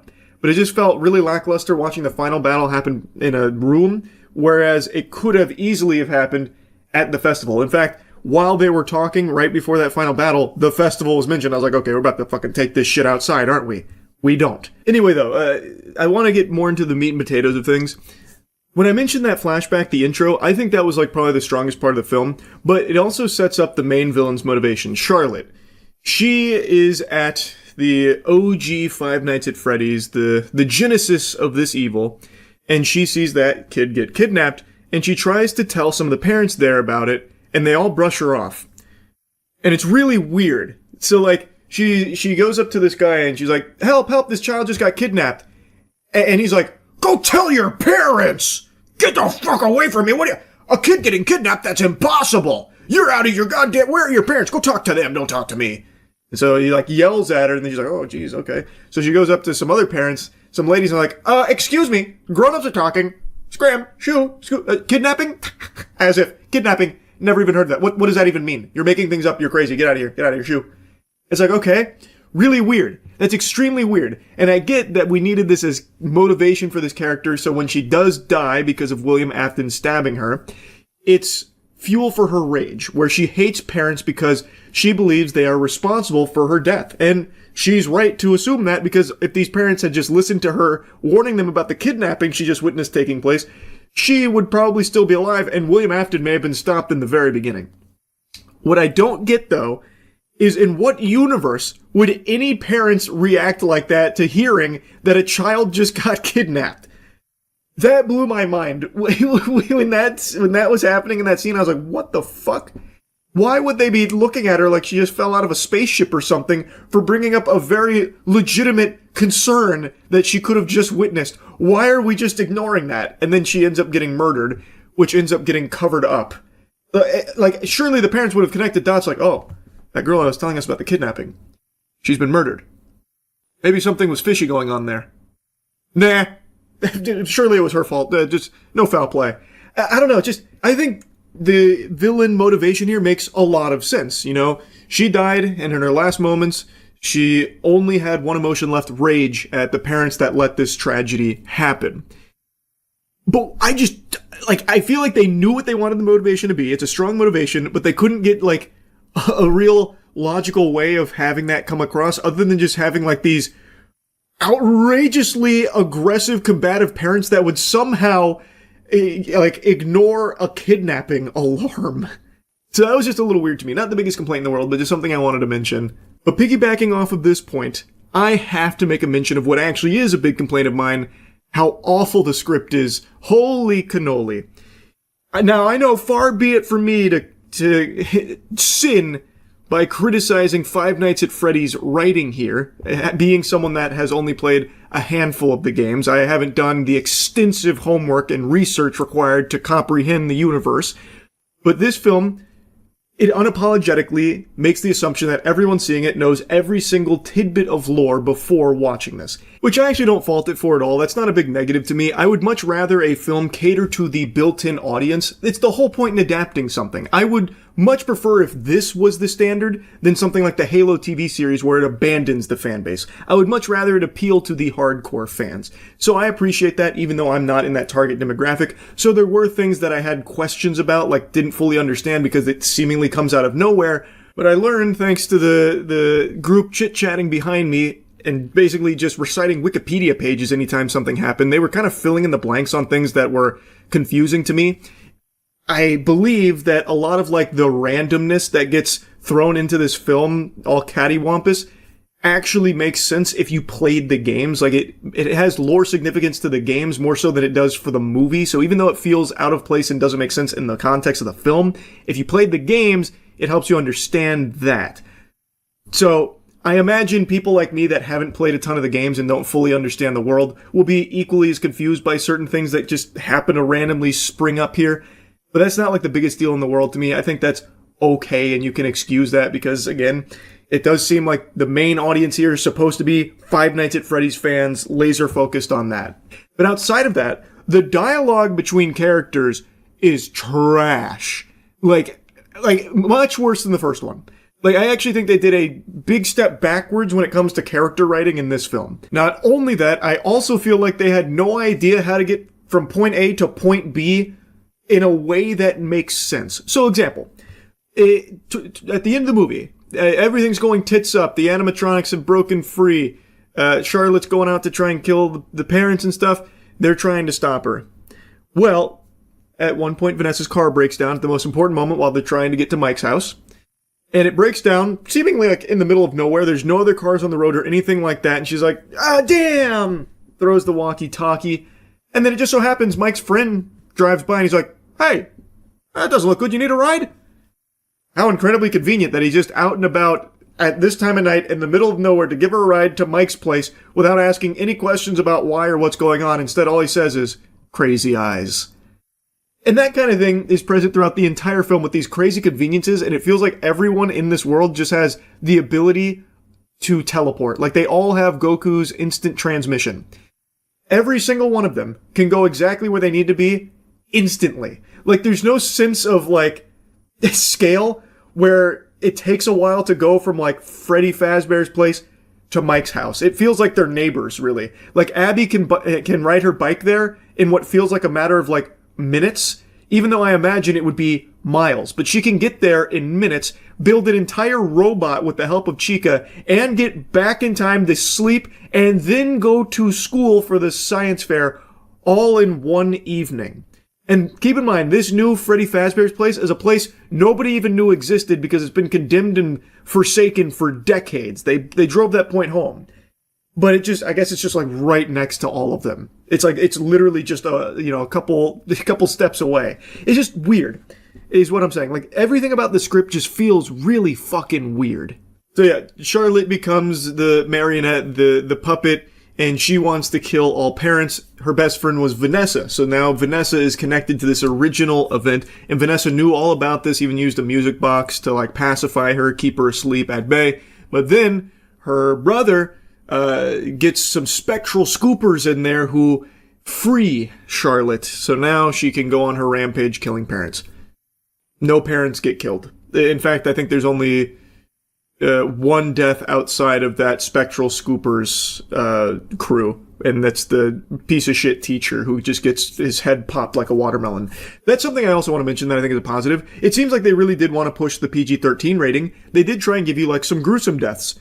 I appreciated that they tried to go pretty hard there. I think that was a nice surprise. So anyway, back to the narrative. It is now up to Mike and Vanessa to team up to try and stop this from happening because now Abby gets mixed up in it since Charlotte can control the other animatronics. She lures Abby into a trap, believing that it's her friends coming back, that kind of thing. It's clearly not, and thus they have to save Abby and stop Charlotte.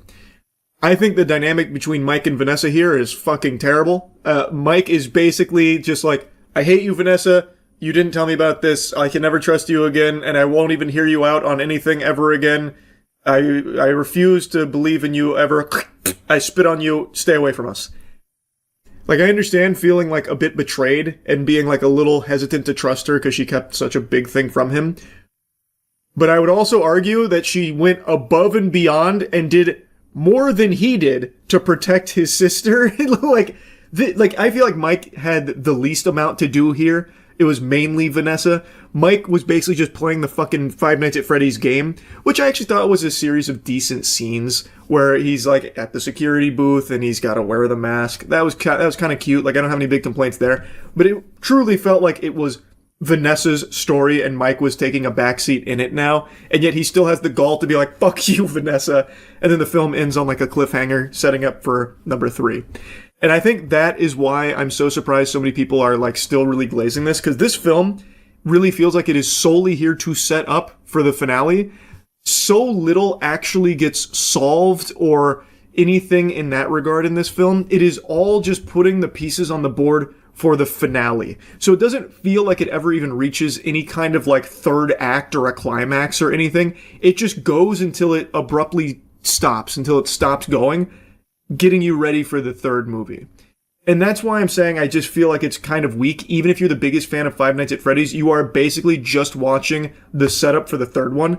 Now, if you watch all 3 of these when the third one eventually comes out, I'm sure this one won't feel as lackluster since you immediately can flow right into the third one if you so choose. But now having to wait till the next one, you're left with just an experience that is just setup without anything else. I could keep yapping about the movie, but I don't think there's any value in doing that. I think that's probably pretty worthless because if you already liked the first film or you just like the property, I have no doubt you're going to like this one.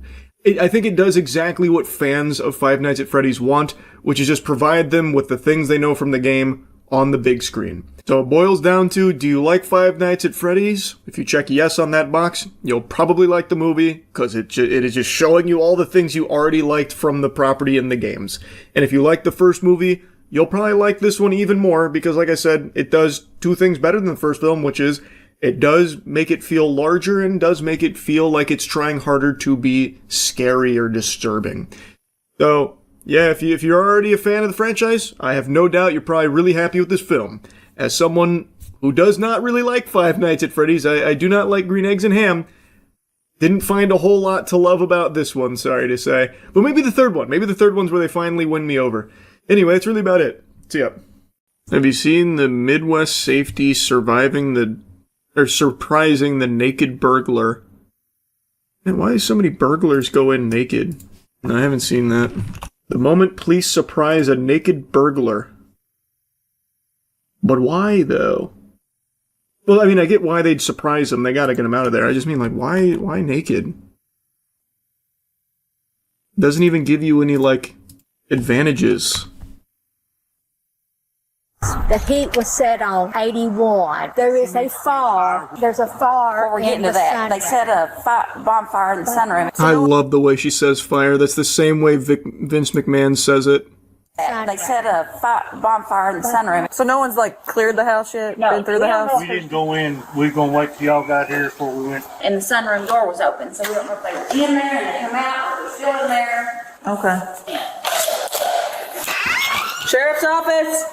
Come out with your cock in the air. We've heard reports that you're nude. Sheriff's office. Someone's been staying there. If you'll hold that, I'm gonna come over this way. Yeah, he's definitely made himself at home. Pause the gooning, son. Sheriff's office.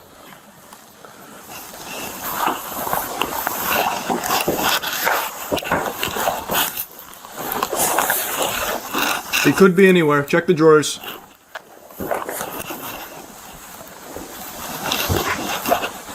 Hold this deal. If he comes down those stairs hard, mag dump.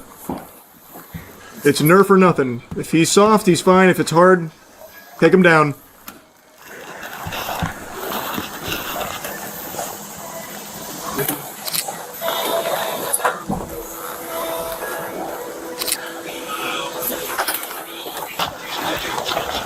We got him. Kick that shit in. Is that Ed Sheeran?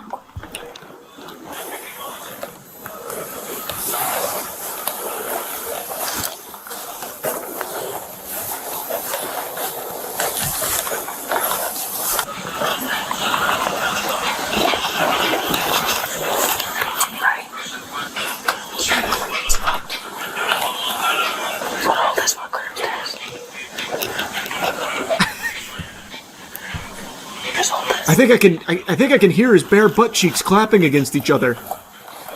I think this guy's naked.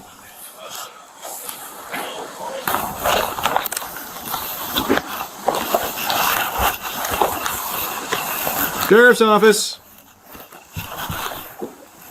Hello?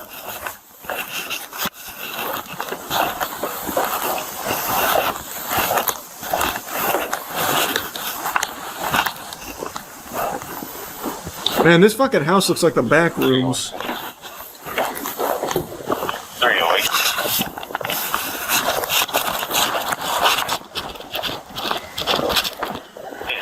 clear upstairs.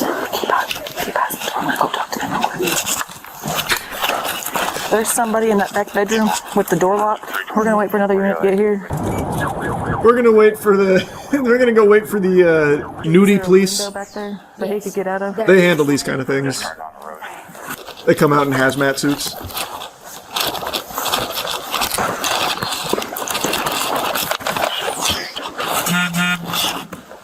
There's a big glass window that's like a church. Try and throw like a rock through the window. I feel like he's been here for Get the fucking SGU out here. Candy Crush or Special goon unit.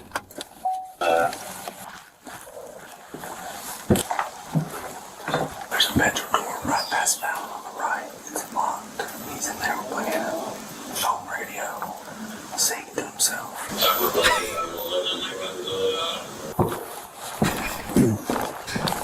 You could have joined in. Imagine he harmonizes with them. Take care of business.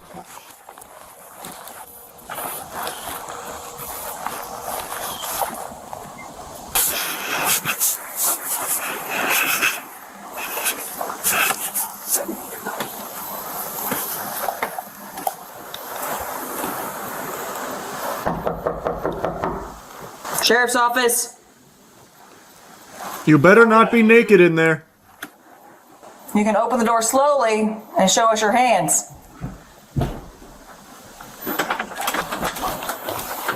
Hands. Oh, he's fully naked. Walk towards us. And he comes. Okay, that stance. He's just like, well, I never. Isn't this just the pits? We find ourselves in quite the pickle, don't we? I mean, he had plenty of time to put some pants on. Stop. Turn around. Turn around. I got it. Go ahead. Put your hands behind your back. Do not move. Do you understand? Grab my hands, leave me out of the damn house. Do not move. Just drop the damn hands. Weak ass idiots, damn. Why is he so wet? Oh, there must have been a shower in there. Either that or he was like really working up a crazy session. Yeah, this country too. You guys want to clear that room real quick? 320, I'm coming out with one. Oh, he's in the tub. Yeah, it was a bathroom.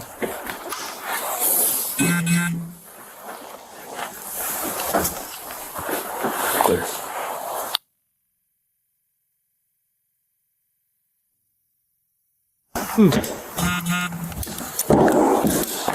Well, that was easy. I can walk. Do you recognize this naked man? Slow down. Is he supposed to be in the bathroom there? So what the Wow.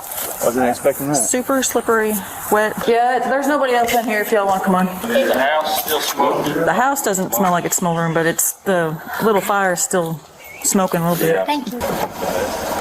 What's your name? I don't have a name. Close the door and get me out of the country. Oh. The suspect, as it turns out, did have a name. 24-year-old Mike Wilson allegedly started a fire in the house's sunroom and used photo albums that contained photos of the homeowner's deceased husband to start the fire. Luckily, the fire was put out by a relative of the owner who also happens to be a volunteer firefighter. The suspect was later charged with felony third-degree burglary and felony second-degree arson. He is presumed innocent unless proven guilty in a court of law. This next case shows another suspect keen on fire, as he possibly caused a large gas leak in his own apartment building intentionally, which Yeah, but he has his clothes on.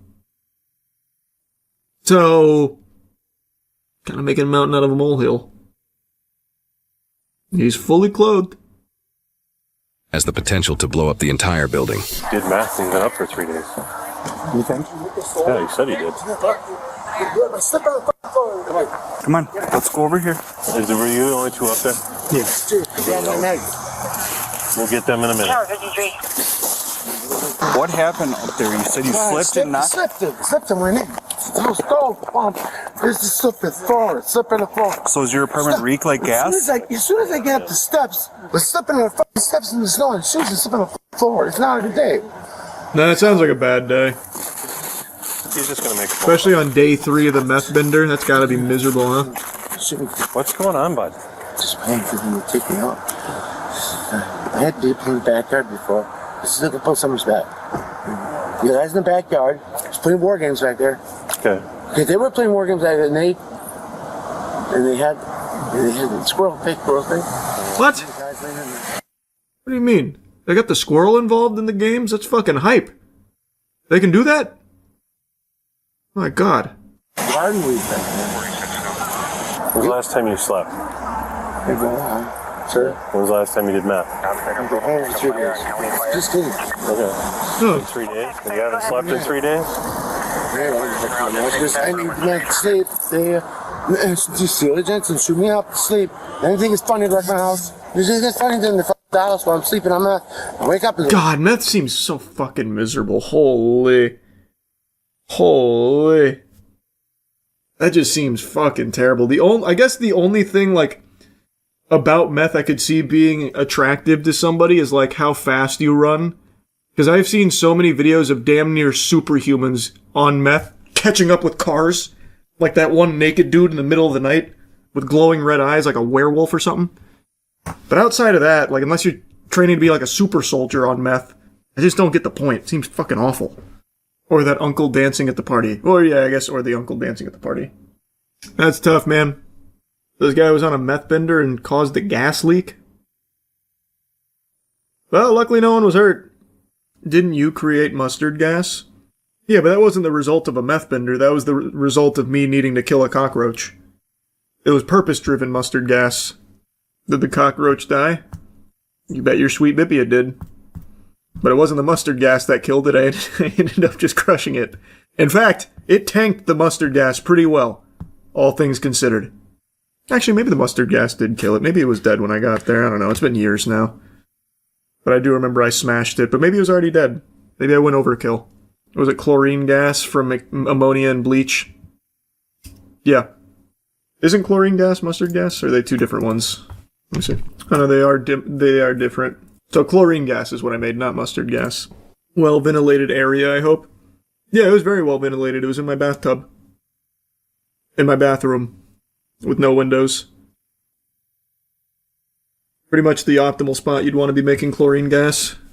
It's actually insanely easy to make.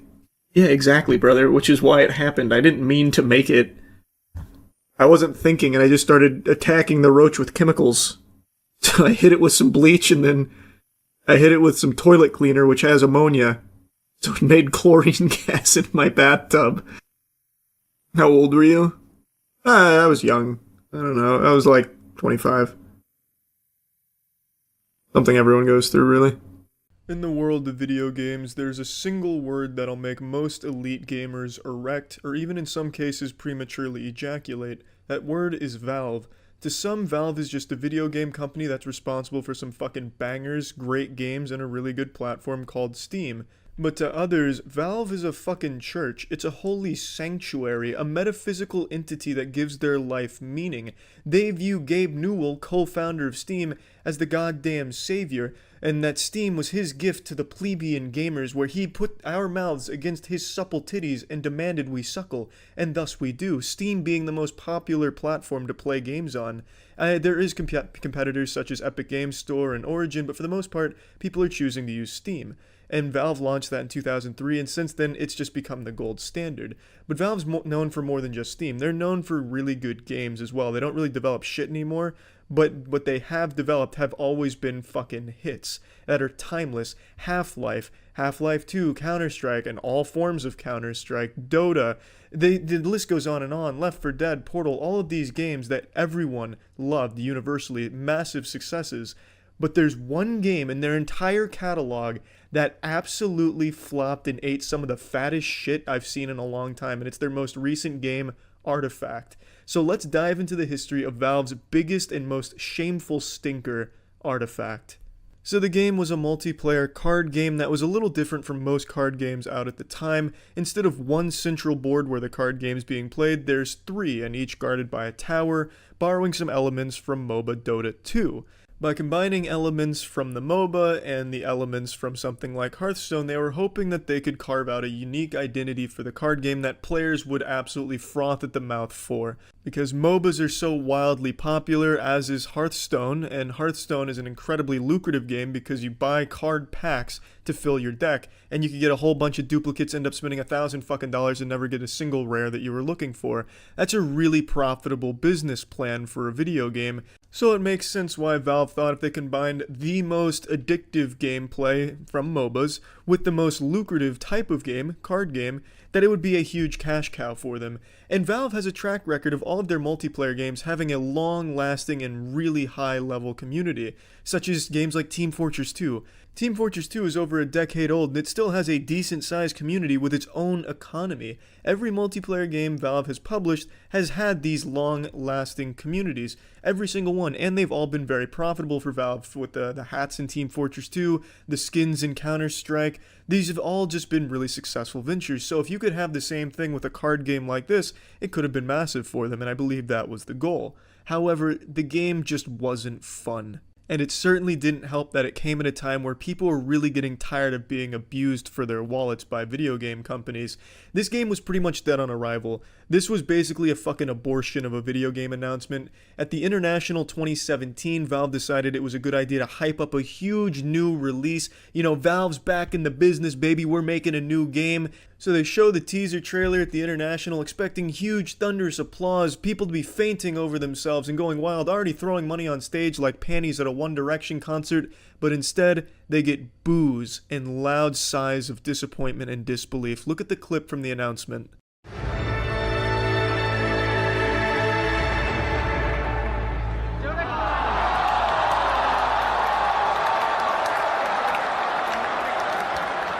This is hugely wrong time, wrong place. They're at a fucking Dota championship, a massive tournament for Dota, and they're advertising a game that's a spin-off that really just seems like a cash grab. Obviously, it wasn't going to generate hype. However, they were able to bounce back from this. Over the course of 2018, Artifact started to get a positive reputation in the community. It was revealed that basically the guy who invented fucking card games was behind Artifact, Richard Garfield, the man who invented the Magic the Gathering, fundamentally.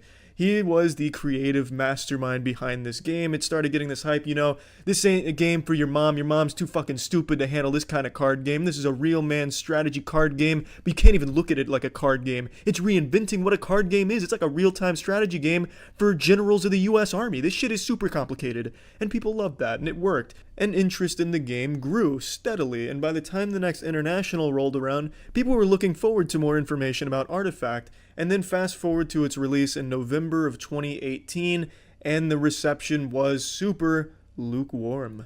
Now, lukewarm reception is a big deal because all of Valve's games get universal praise.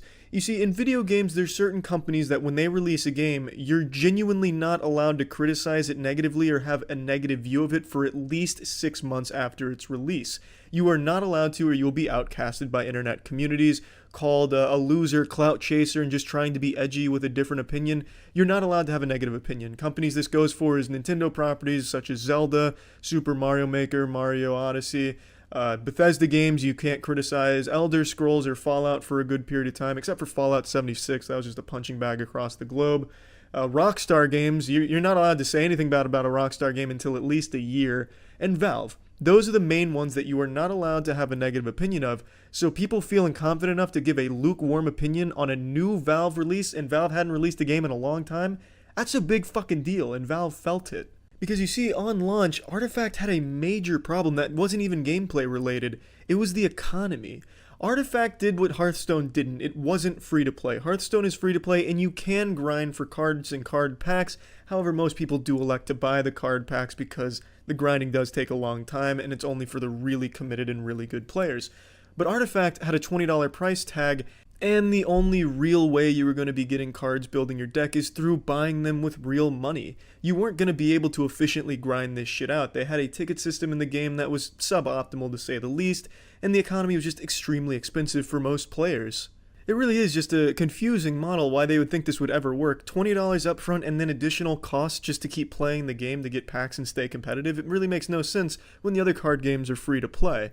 Now, the $20 was probably enough to make people not buy it in the first place because the launch at its absolute peak had 60,740 players. That's abominable by Valve standards and just bad in general by Steam standards. Any big budget game on Steam that launches is easily getting over 100,000 players on launch day. That's typically the norm. To put this 60,000 in perspective and how low it is, I compared it to Team Fortress 2's concurrent player count, and Team Fortress 2 came out in 2007, and in any given 24-hour time period, there's 53,000 concurrent players playing that game.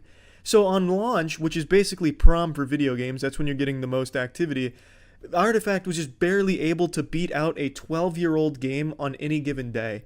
That's fucking wild. So not only were the responses to the game lukewarm from the few people that did buy it, but really no one bought it in the first place. That bitch was left alone out in the cold streets as the rain poured down on it. And it only took a week for the player base to drop 60%. By the time 2 months had passed, it went from 60,000 players to 1,500 players. So everything that could have gone wrong for Artifact was going wrong, pretty much from the get-go. And now, as of today, September 2019, the most players that have been on in the last 30 days is 150. The game is beyond dead. I'm sure Valve has already washed their hands of it. They're trying their best to forget about it and trying to erase it from the internet's history, but it's not going to happen, I'm sure, because Artifact lives on in infamy as a lesson to all video game developers on how not to launch your game, how to do research about what your audience is looking for, and how to, get them excited for your upcoming titles. But also, Artifact has another legacy, a much more recent one that I talked about, where Artifact had a second life on Twitch. You see, during its death, its spiraling demise, Artifact was comically pulling 3 viewers, 5 viewers every day on Twitch, which is lower than pretty much any game you can imagine. Even shit like the official Burger King Xbox 360 games were pulling more viewers than Artifact was on Twitch. However, when people started making fun of how low Artifact's viewer numbers were, they started to hijack that category on Twitch for Artifact streams and play their own shit. On the Artifact section on Twitch, you would always find porn or Avengers in-game. You'd find all types of incredible shit because people started to use it as this hub to dump all kinds of illegal content on, all things that go against the site's rules, and just this wild, wild west of video dumps and streams all just taking over Artifact because no one respected it, no one was watching it, and it was a good joke. And man, there was some good fucking content on the Artifact section. If you scrub through like all the weird porn, you could find entire streams of John Wick and John Wick 2, and you got to interact with the chat. It was fucking great. So Artifact, while no one liked the game, no one played the game died within 2 months, people fucking love the category on Twitch, I'll tell you that much right now. As a fan of the old Artifact category, I'm glad the game at least got made for that week or 2 weeks that Artifact was killing it on that. It was fun. That's the only good thing Artifact ever did, and the only thing that justifies its existence on the internet, I'd say. The game is by far Valve's worst game, and it probably always will be, because Valve probably won't ever fucking develop a game again. But anyway, what really killed the game ultimately wasn't just the monetization model, which sucked ass and was way too expensive, but it was just very simply, the game wasn't fun enough for the players that were playing it. It wasn't fun enough to justify the incredible expense it would cost to play. It was too RNG heavy for some people while not being RNG heavy enough for others, and it just wasn't a well-liked game by even the very few people that had unfortunately subjected themselves to playing it for any meaningful length of time. So they didn't recommend it to anyone, they couldn't recommend it to anyone because they didn't want to, and they stopped playing it themselves within 2 months, and thus the game died. Now, again, I don't think Valve is going to top this in any way. I don't think you could, because this game was just a perfect storm of everything going wrong, from its announcements to its design and its timing. So that's the end of that story. Valve will probably not top this anytime soon, and I don't think we're going to see an Artifact come back if they're even still acknowledging the game's existence. So yeah, that is Valve's worst game. So yeah.